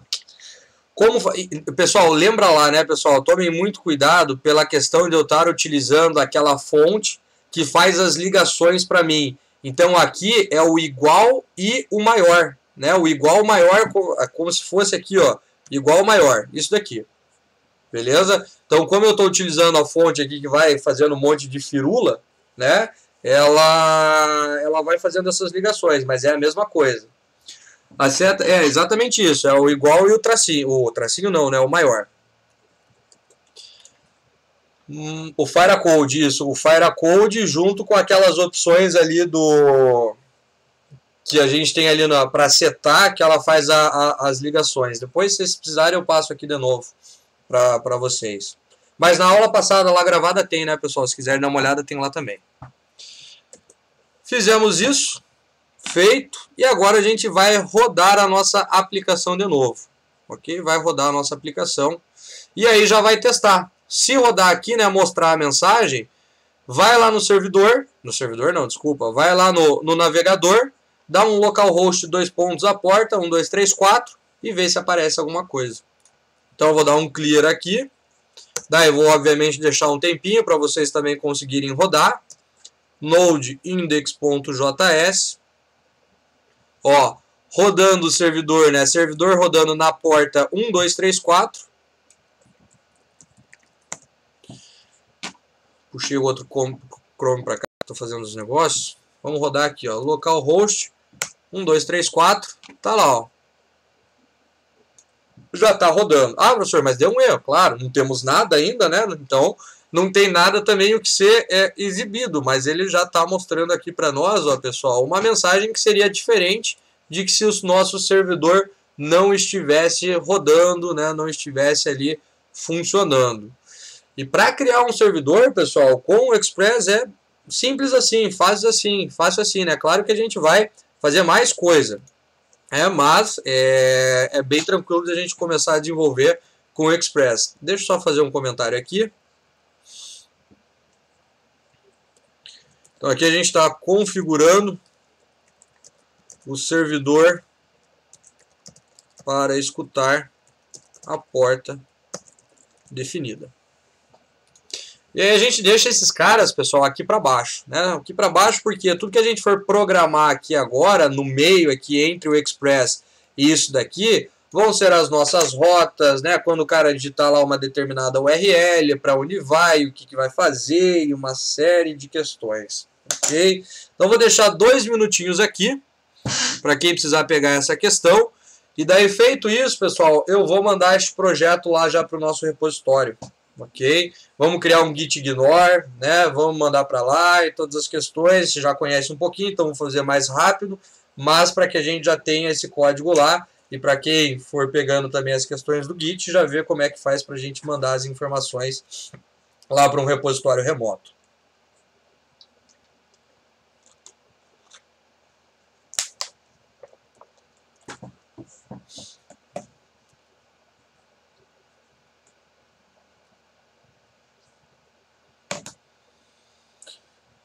Então é o seguinte, se rodou isso daqui, pessoal, vamos parar aqui um pouquinho o código e vamos voltar para o Git, né? Então, como eu disse lá para vocês, por exemplo, ó, ele está mostrando aqui, estão vendo que meus arquivos estão em verde com este U aqui, né? Aqui embaixo ele está falando que está na branch master e tal, uma série de questões, pessoal.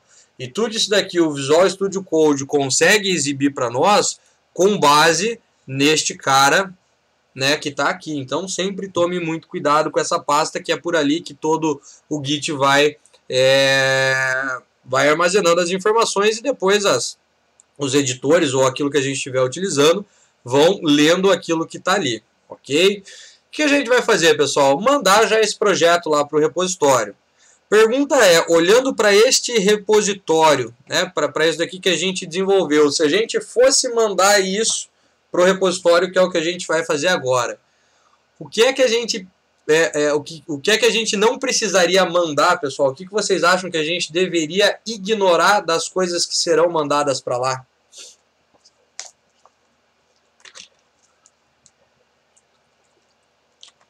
Ninguém?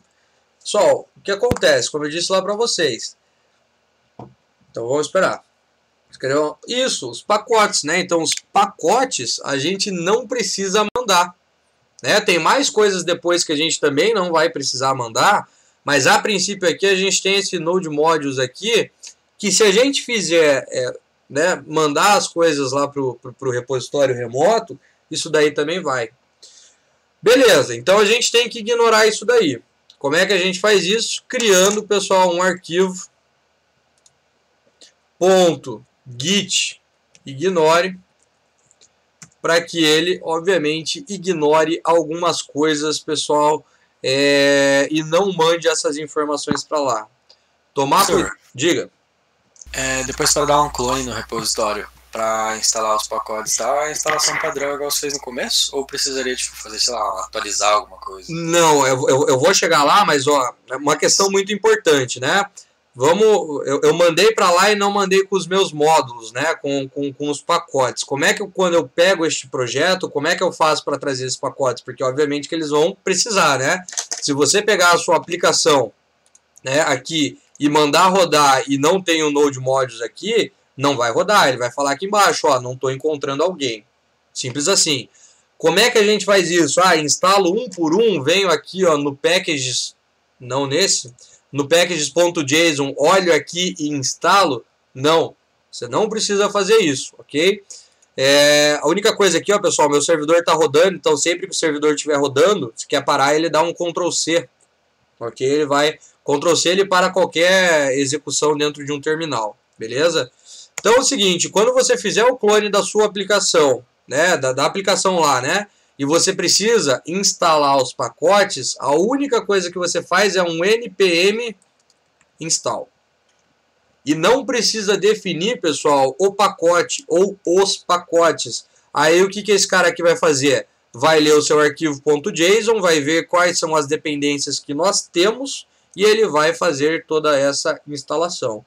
Simples assim, beleza? Então por isso que não vale a pena a gente ficar mandando, porque a gente dá um npm install e ele vai, né, restaurar.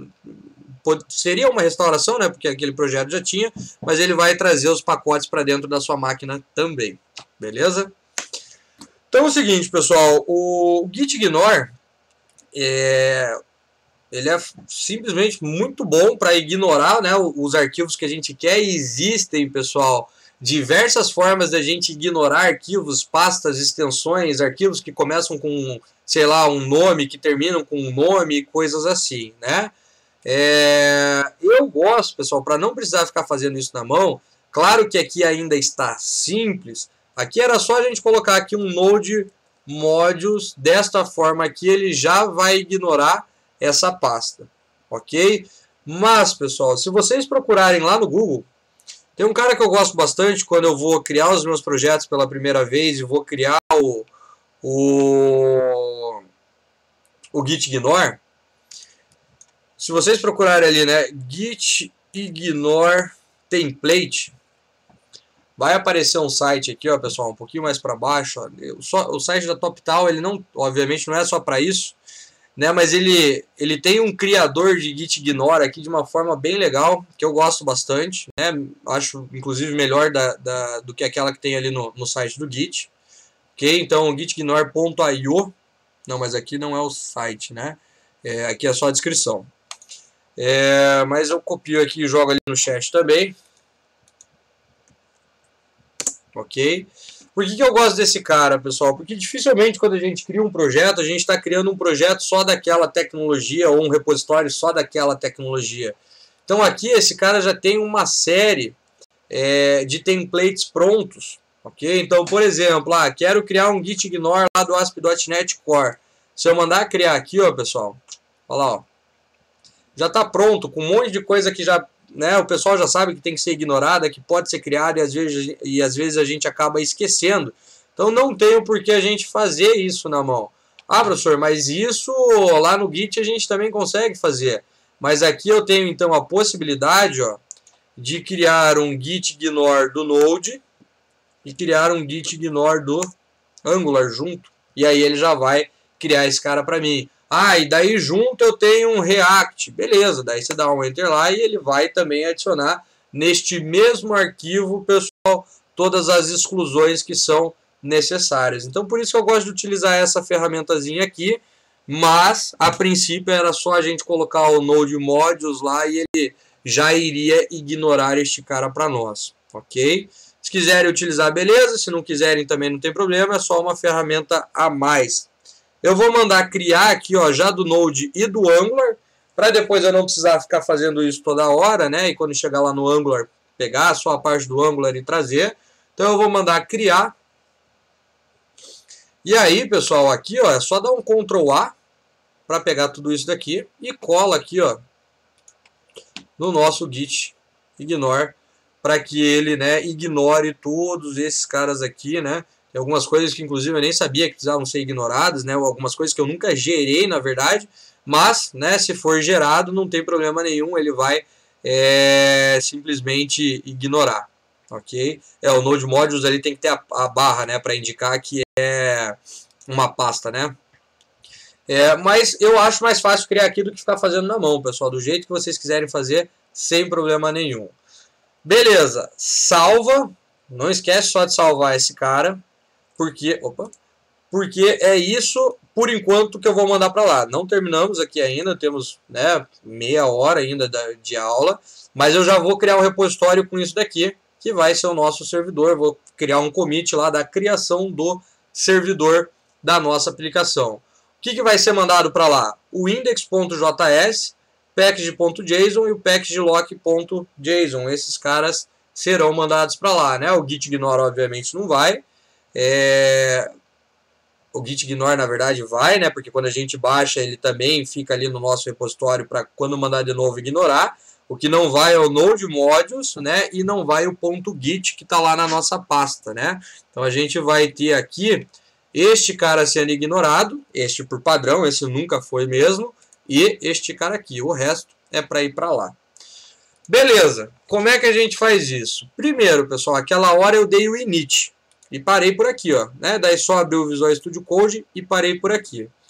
Esse arquivo depois eu já disse que disponibilizo para vocês, então tem alguns comandos aqui, não tem todos, né? Aqui é a parte bem básica do Git. Sempre que você quiser verificar um status de como está, pessoal, o seu repositório, só você dá um git status. E como o pessoal disse, se vocês quiserem rodar, pessoal, daqui também, ó, quer utilizar só esse terminal aqui, não tem problema. Dá um git status ali, ó, que ele também já vai mostrar as mensagens aqui para mim, ó. Dá para fazer por aqui sem problema nenhum, ó. Ele fala, ó, que está na branch master, que não temos commits ainda, ó, os arquivos que não são, né, que não estão sendo rastreados por enquanto, né, e beleza, que é a mesma coisa que eu pegar e dar um git status aqui, ok? Então tanto faz, né? Como o git já é uma variável global dentro do nosso sistema, quando a gente define aquelas variáveis de sistema lá, a instalação já faz isso para nós, então tanto faz no terminal que você executar que o git já vai estar rastreado e vai funcionar. Então o que a gente precisa fazer, né? Primeiro, vamos fazer o commit? Não. Primeiro a gente tem que dizer para o Git para ele olhar para os nossos arquivos e enxergar as mudanças que aconteceram. Como é que a gente faz isso, pessoal? Então a gente tem aqui ó, o Git add, que adiciona todos os arquivos para o nosso repositório remoto, né? Ele vai... na verdade não é que ele adiciona, mas ele rastreia todos esses arquivos, ok? Se você não quiser utilizar o asterisco, quer fazer a inserção, né, de um arquivo manualmente, é só trocar o asterisco pelo arquivo. Também funciona. Mas geralmente quando a gente quer mandar tudo, dá um git add asterisco e beleza. Ok? Ele tá só dando uns warnings de fim de linha aqui, né, mas não tem problema, né, por isso que o ESLint resolve esses problemas aqui em qualquer ambiente, mas a gente não vai ver isso agora.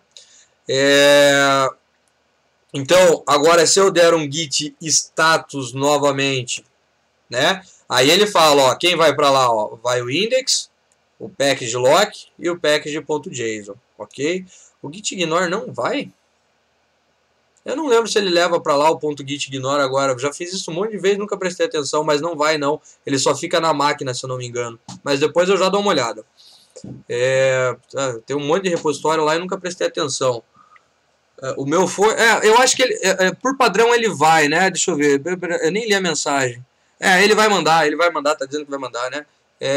Mas beleza. Tá aqui. Adicionamos, agora a gente tem novos arquivos.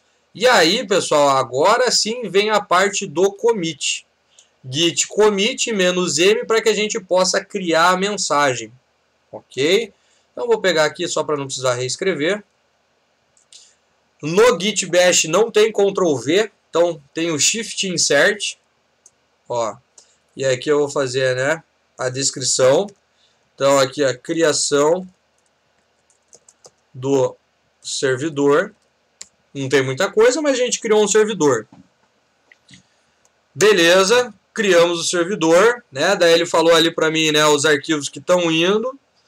E aí, pessoal, se o meu repositório já estivesse configurado com o repositório remoto, era só dar um git push -u ali para a origin master que ele já ia mandar. Mas como é a primeira vez que este repositório aqui, né, local, vai mandar alguma coisa, então a gente precisa configurar e dizer para onde isso daí tem que ser mandado. Daí a gente tem aqui, ó, este cara, que, pessoal, eu puxei aqui pro lado porque eu tava vendo se eu tinha escrito isso certo, mas tá aqui, ó.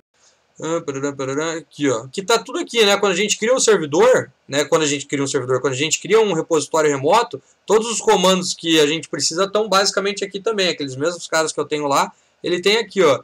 Então eu já fiz o meu primeiro comando e agora eu vou, ó, configurar o meu repositório local com o git remote, vamos colocar ele aqui, add, né, adicionando uma origem para ele do nosso repositório. Então agora eu vou configurar ele para que sempre que eu mandar alguma coisa, mande para este cara aqui.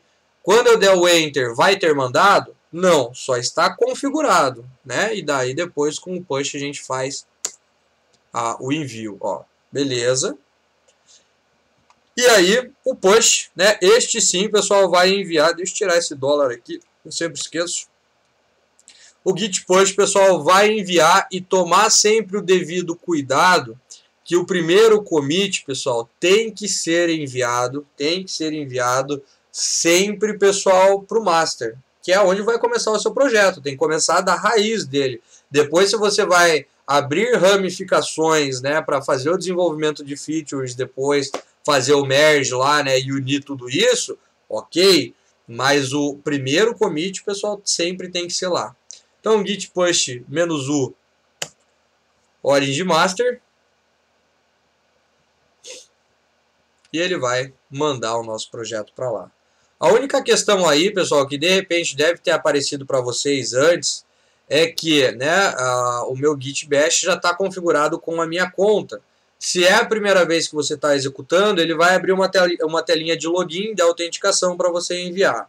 O que tem que tomar cuidado, pessoal, quando a gente faz isso, é que quando você faz o seu login e a senha, suas credenciais ficam salvas na máquina. Como a gente está agora em isolamento social e cada um está na sua máquina, né? A gente não tem tanto esse problema. A gente teria mais esse problema na faculdade. Por quê? Porque vai um aluno, vai lá, faz um negócio e deixa suas credenciais. Depois vem um outro aluno, tenta fazer, né? Configura ali tudo bonitinho. Quando ele vai fazer o push, não dá. Ele fala lá, não está indo, não está indo, não está indo, né? Não consigo. Por quê? Porque ele está com as credenciais do outro e não com a credencial que precisa. Para isso, pessoal, quando você precisar remover uma credencial do Git da máquina que você se encontra, escreve ali no procurar, ó, credenciais. Você vai ter aqui um gerenciador de credenciais. Já dá uma olhada ali, Vinícius. Credenciais do Windows.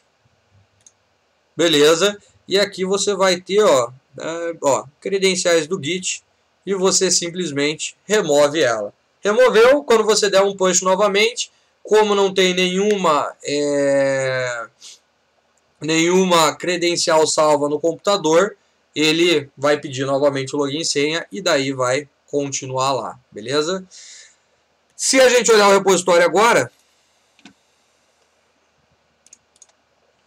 vamos clicar ali, ó, tá lá, ó, index.js, o JSON lock, né, e o package.json, ok? Se vocês derem um clone nisso daqui, como eu disse lá, né, acho que foi até a dúvida do Vinícius, e já vejo ali o que você me mandou, cadê? Né, quando você quiser pegar um repositório, você vai dar um git clone nele, esse git clone já vai trazer todo o repositório para você, né, e aí você simplesmente precisa fazer o que, pessoal? Um npm install, para que ele leia aquele arquivo de dependências e traga todas as dependências para o seu projeto, ok? Então, o meu git ignore não foi, né? Eu tenho que dar uma olhada.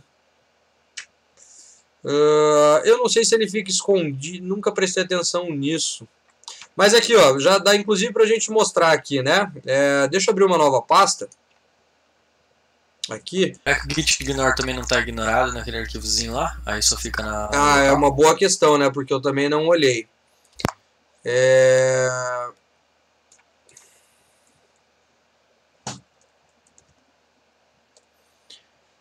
Git aqui. Não, a princípio não. Eu vou dar uma olhada, nunca me perguntei nessa questão. Mas beleza, eu já vejo isso daí. Olha lá, então, pessoal, se a gente pegar aqui, né, criei uma pasta, daí eu quero fazer o clone, né, então eu vou dar um git clone, deixa eu só abrir aqui o Discord para ver o que está acontecendo, e aí eu vou fazer o clone desse cara, né, copio ali, venho aqui, ó, insiro e ele vai deixa eu mandar esse cara aqui para vocês pelo chat, porque depois eu disponibilizo ele para vocês lá no portal. Eu jogo aqui no... Não é downloads, documentos, aulas, positivo, eu já jogo aqui, daí depois eu deixo lá. Aí. Então aqui, ó, pessoal, vejam que eu fiz o clone. Ó, ele fez o clone aqui para mim. Se eu der um ls aqui, ó, ele criou uma pasta. Mas que droga, cliquei fora. Se eu der um cd aqui na pasta, ó, ele vai entrar, ó, e já entrou aqui no meu repositório, né? Já tá aqui, ó. Então se eu der um code ponto aqui, ó, só para abrir o Visual Studio Code aqui, ó, esse cara aqui que vai abrir um novo, ó, não aquele que eu estava executando, é do repositório que eu acabei de clonar. E o gitignore não veio mesmo. Depois eu tenho que dar uma olhada porque que ele não mandou no meu. Porque senão, ele, quando fizer um commit a partir daqui, ele vai mandar tudo, né? E aí aqui, ó, pessoal, beleza, clonou, vai trabalhar aqui no projeto. Se obviamente você tentar executar aqui, né, vamos fazer ali, ó, um node index.js, ele vai reclamar que não tem o express, ó. E aí o que a gente faz, né? Um npm install, sem especificar qual é o cara que a gente vai instalar, porque a gente já tem o package ali, né? Então agora ele vai, ó, fazer a instalação da dependência. Nesse caso a gente só tem uma dependência e das dependências da nossa dependência, ok? E aí tá lá, ó, já trouxe esse cara aqui para nós. Deixa eu ver ali o que o Vinícius colocou, que estava dando problema. Deixa eu abrir aqui no original, vai abrir na tela, só para poder enxergar melhor. Mas qual que é o problema que você teve, Vinícius? Porque a única coisa que ele está mandando os seus node modules, né? Você criou o gitignore e salvou ele, veja se está salvo. Era para ter ignorado os pacotes que nem o meu. Mas veja se o ponto gitignore está com o nome correto, né? Ponto gitignore com o nome correto, e veja se ele está salvo também, beleza? E assim, pessoal, um exercício que eu falo, que no começo, vocês vão, para quem não tem muito costume, vão se bater, não tem problema, mandou para lá, deleta o repositório, faz de novo, porque no começo é bem pouca coisa, então não tem histórico, não tem nada, né? Mais para frente, quando você tem um projeto já grande, daí você tem um problema, daí é chato. Mas agora não deu, vai lá, deleta esse cara. Eu já fiz para aprender isso daqui, eu deletava e criava repositório e ia fazendo um monte de teste para ver como funcionava. Então, como o nosso código, por enquanto, não é tão importante, né? Inclusive, ó, o que a gente fez foi isso daqui que está lá no npm, ó, bem simples por enquanto. Se não der certo, deleta a pasta .git, não tem problema, deleta ela lá, deleta o seu repositório remoto e recomecem sem medo de ser feliz. Deixa eu ver aqui que tinha um outro erro.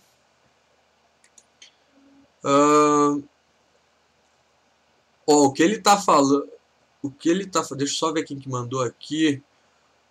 Sheridan. A hora que você está mandando, ele está falando que a origem... Ele está falando que não é um repositório.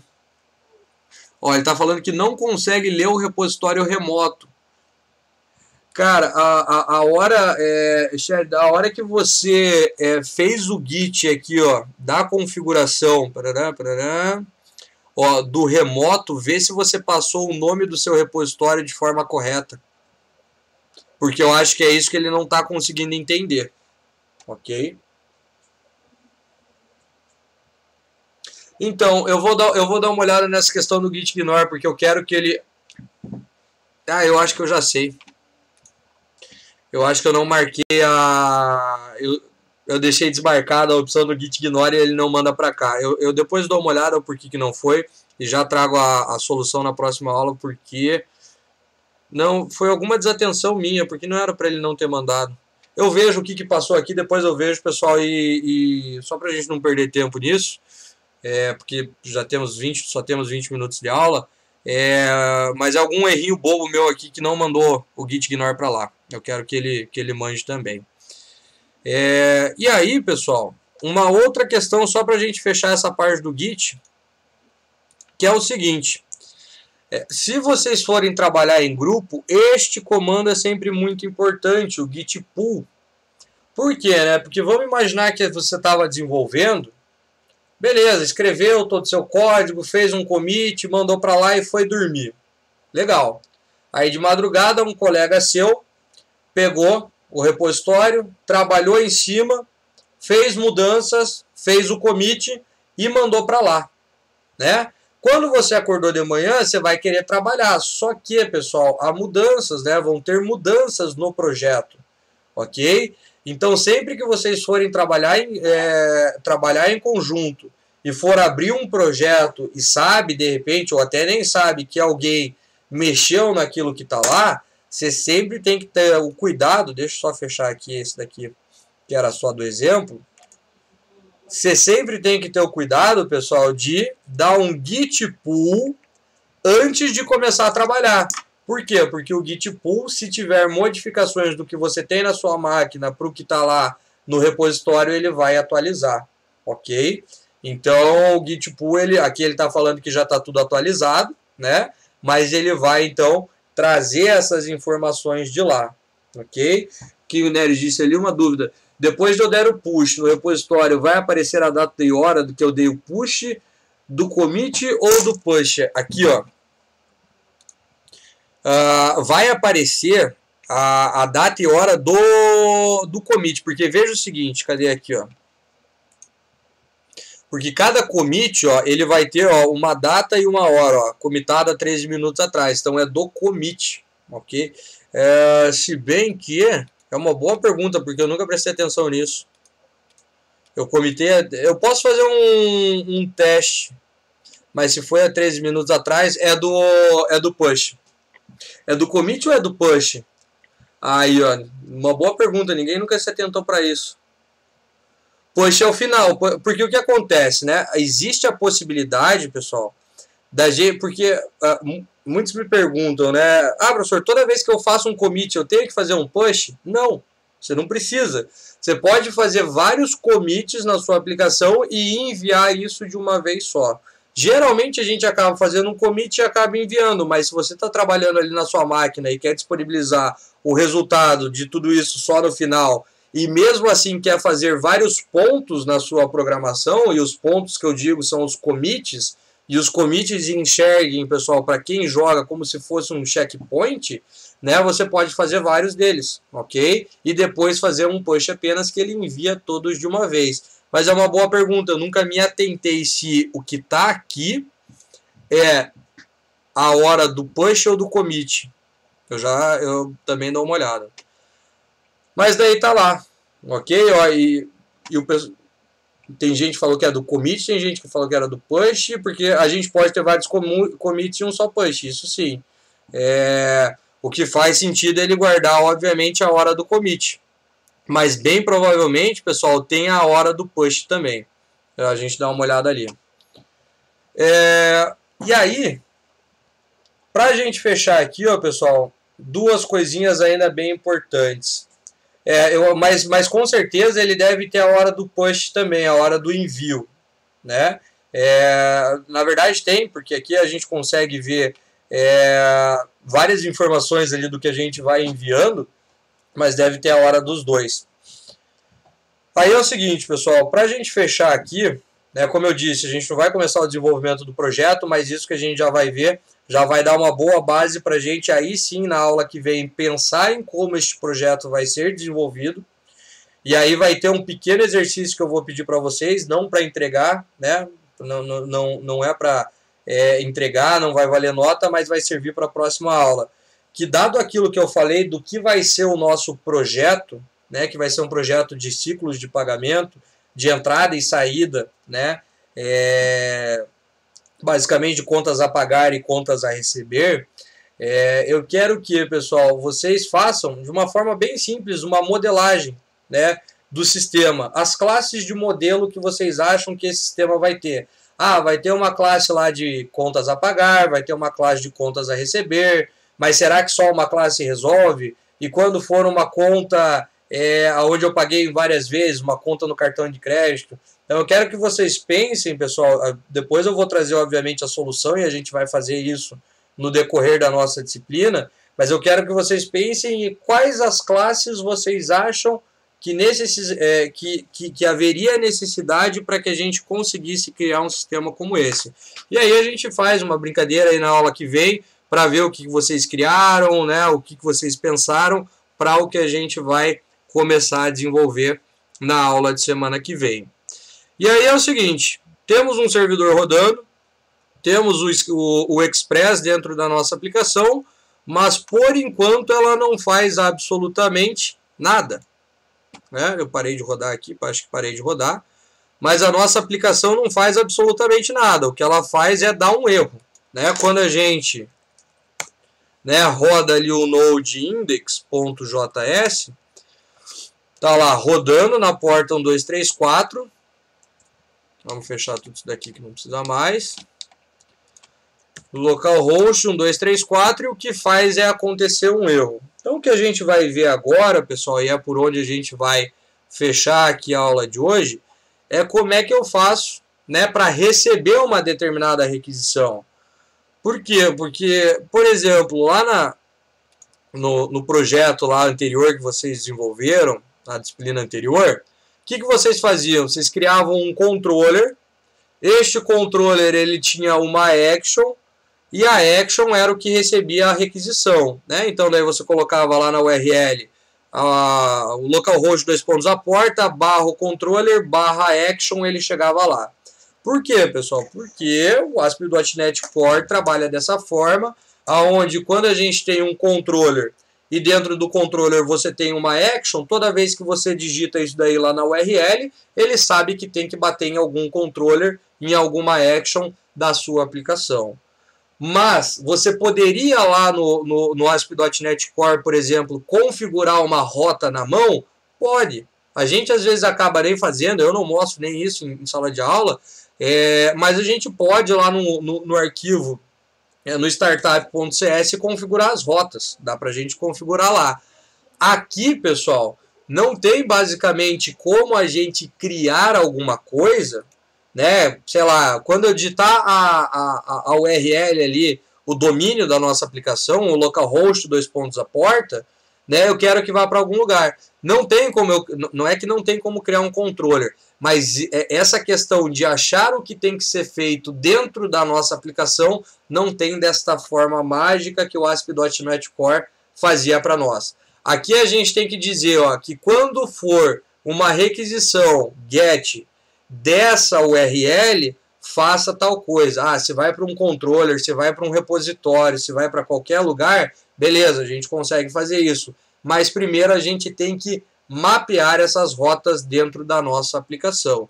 E por enquanto, o mapeamento vai ser neste arquivo aqui, ok? No index.js. Depois, vocês vão ver que isso daqui vai começar a ficar grande, né, e vai ter um monte de coisa misturada, e daí a gente vai fazer uma separação bem bonitinha das coisas aqui.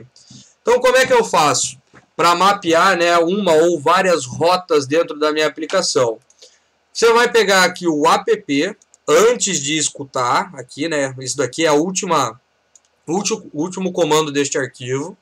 Então, você vai pegar o app, ponto. E aí, pessoal, vejam que a gente tem várias e várias coisas aqui, né? Vários e vários métodos. Há várias formas de fazer o mapeamento, né? Tem várias formas, no mínimo 3 formas de a gente fazer o mapeamento. A gente vai começar fazendo o mapeamento, escolhendo primeiro qual é o método daquela requisição.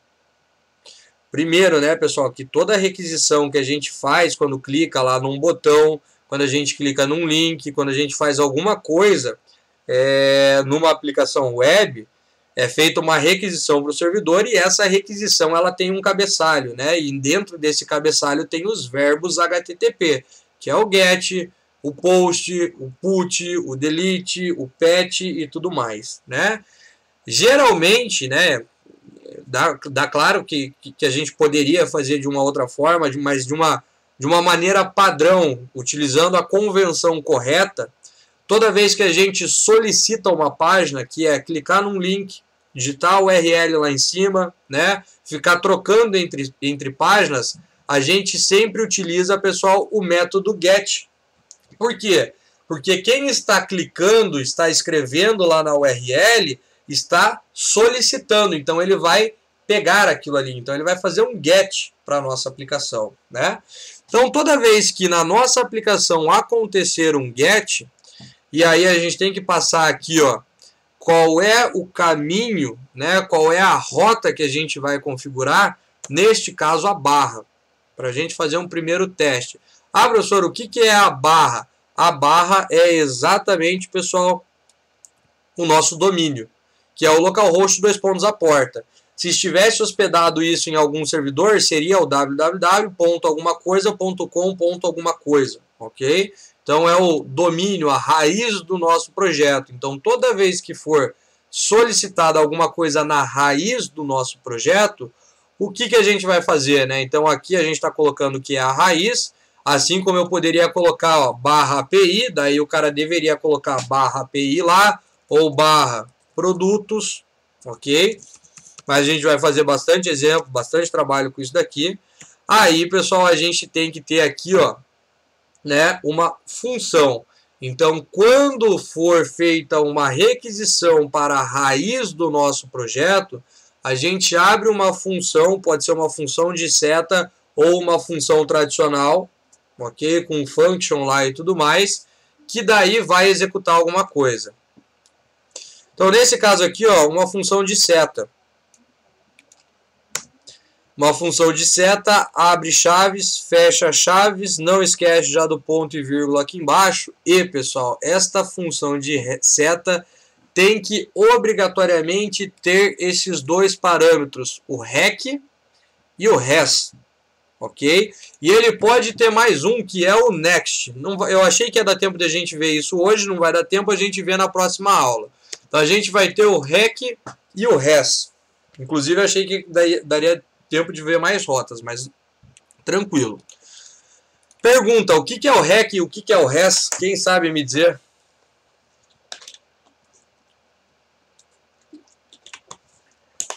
Em uma aplicação, né, pessoal? Uma aplicação cliente-servidor trabalha em cima do protocolo HTTP, geralmente, né?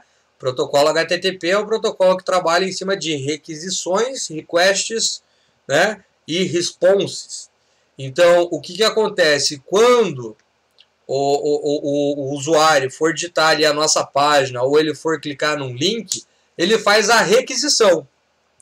Se nessa requisição, né, vier dados de um formulário, vier o que for, eu pego isso daqui no rec.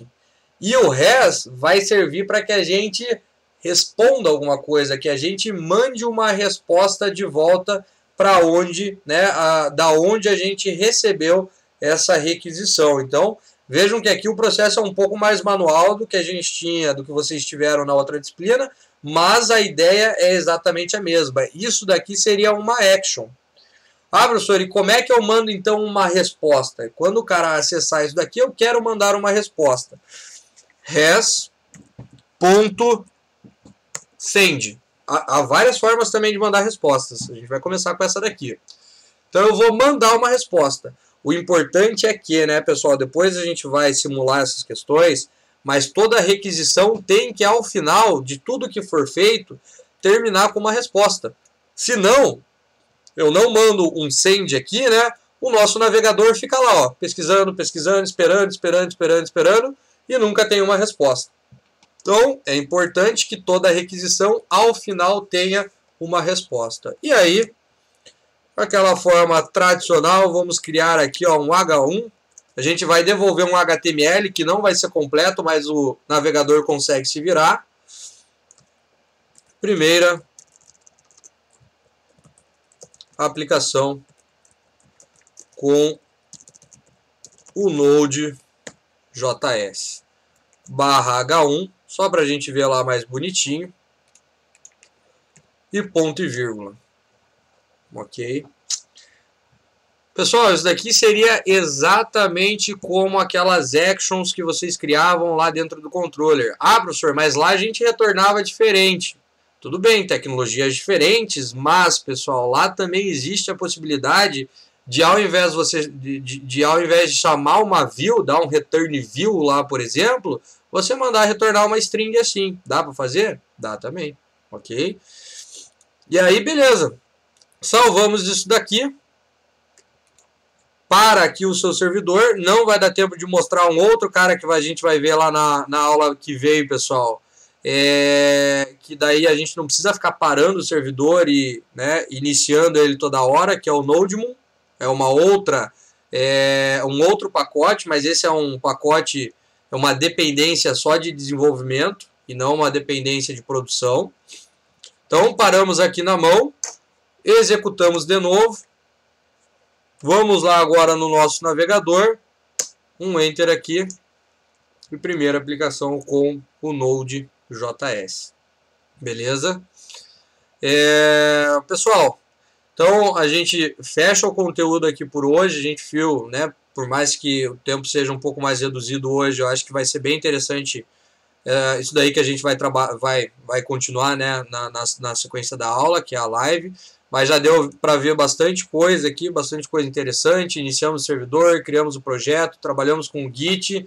Não tivemos grandes funcionalidades, né? Mas já avançamos bastante aí no que precisava. Então, na próxima aula, pessoal, eu vou continuar neste mesmo projeto. Só que daí a gente já vai pensar, o que esse projeto vai ter? Como é que eu vou cadastrar o meu pagamento? Daí a gente vai pensar nisso daí como um todo. E já vai começar a desenvolver e trabalhar, pessoal, em cima deste projeto, né? Se a gente tivesse mais tempo, faria alguns exemplos mais lúdicos para daí entrar num projeto. Como não temos, já vamos trabalhar com um projeto em cima dos conteúdos que a gente precisa ver. Certo? Então, meus queridos, fechamos por aqui, né? Espero que vocês assistam aí a live na sequência. Vou parar a gravação da aula, né, para ter só o conteúdo. Depois eu disponibilizo lá no YouTube, né, já posto lá no portal para depois a equipe 7 e 8 poderem pegar o vídeo. Subo já na sequência também essa última versão da nossa aplicação lá no Git, beleza? E também coloco este arquivinho do Git lá no portal para vocês também. Mas, né, pessoal, como o pessoal do grupo 8 e grupo 7 vão fazer a postagem de tudo isso que a gente viu, esses comandos, bem provavelmente, fica a dica aí, né, pessoal, já vão estar lá no próximo post do nosso blog. Beleza, pessoal? Fechou? Vou parar por aqui, continuo, né, só vou tomar uma água ali, vou continuar por aqui, vou, obviamente, assistir a live. Quem quiser ficar aí conversando e comentando sobre o que a gente vai vendo, já estarei aí na sequência. O Lucas já mandou o link aí para facilitar, muito obrigado. E lembrem-se lá, né, pessoal, como provavelmente eu vou conseguir fazer com que essa 1h30 que a gente tenha, valha como hora complementar, pelo menos guarda a inscrição, ou vamos ver se gera um certificado ao final, para que eu consiga mandar isso depois para a Fernanda. Valeu, pessoal! Já volto aí e vamos assistir a live na sequência.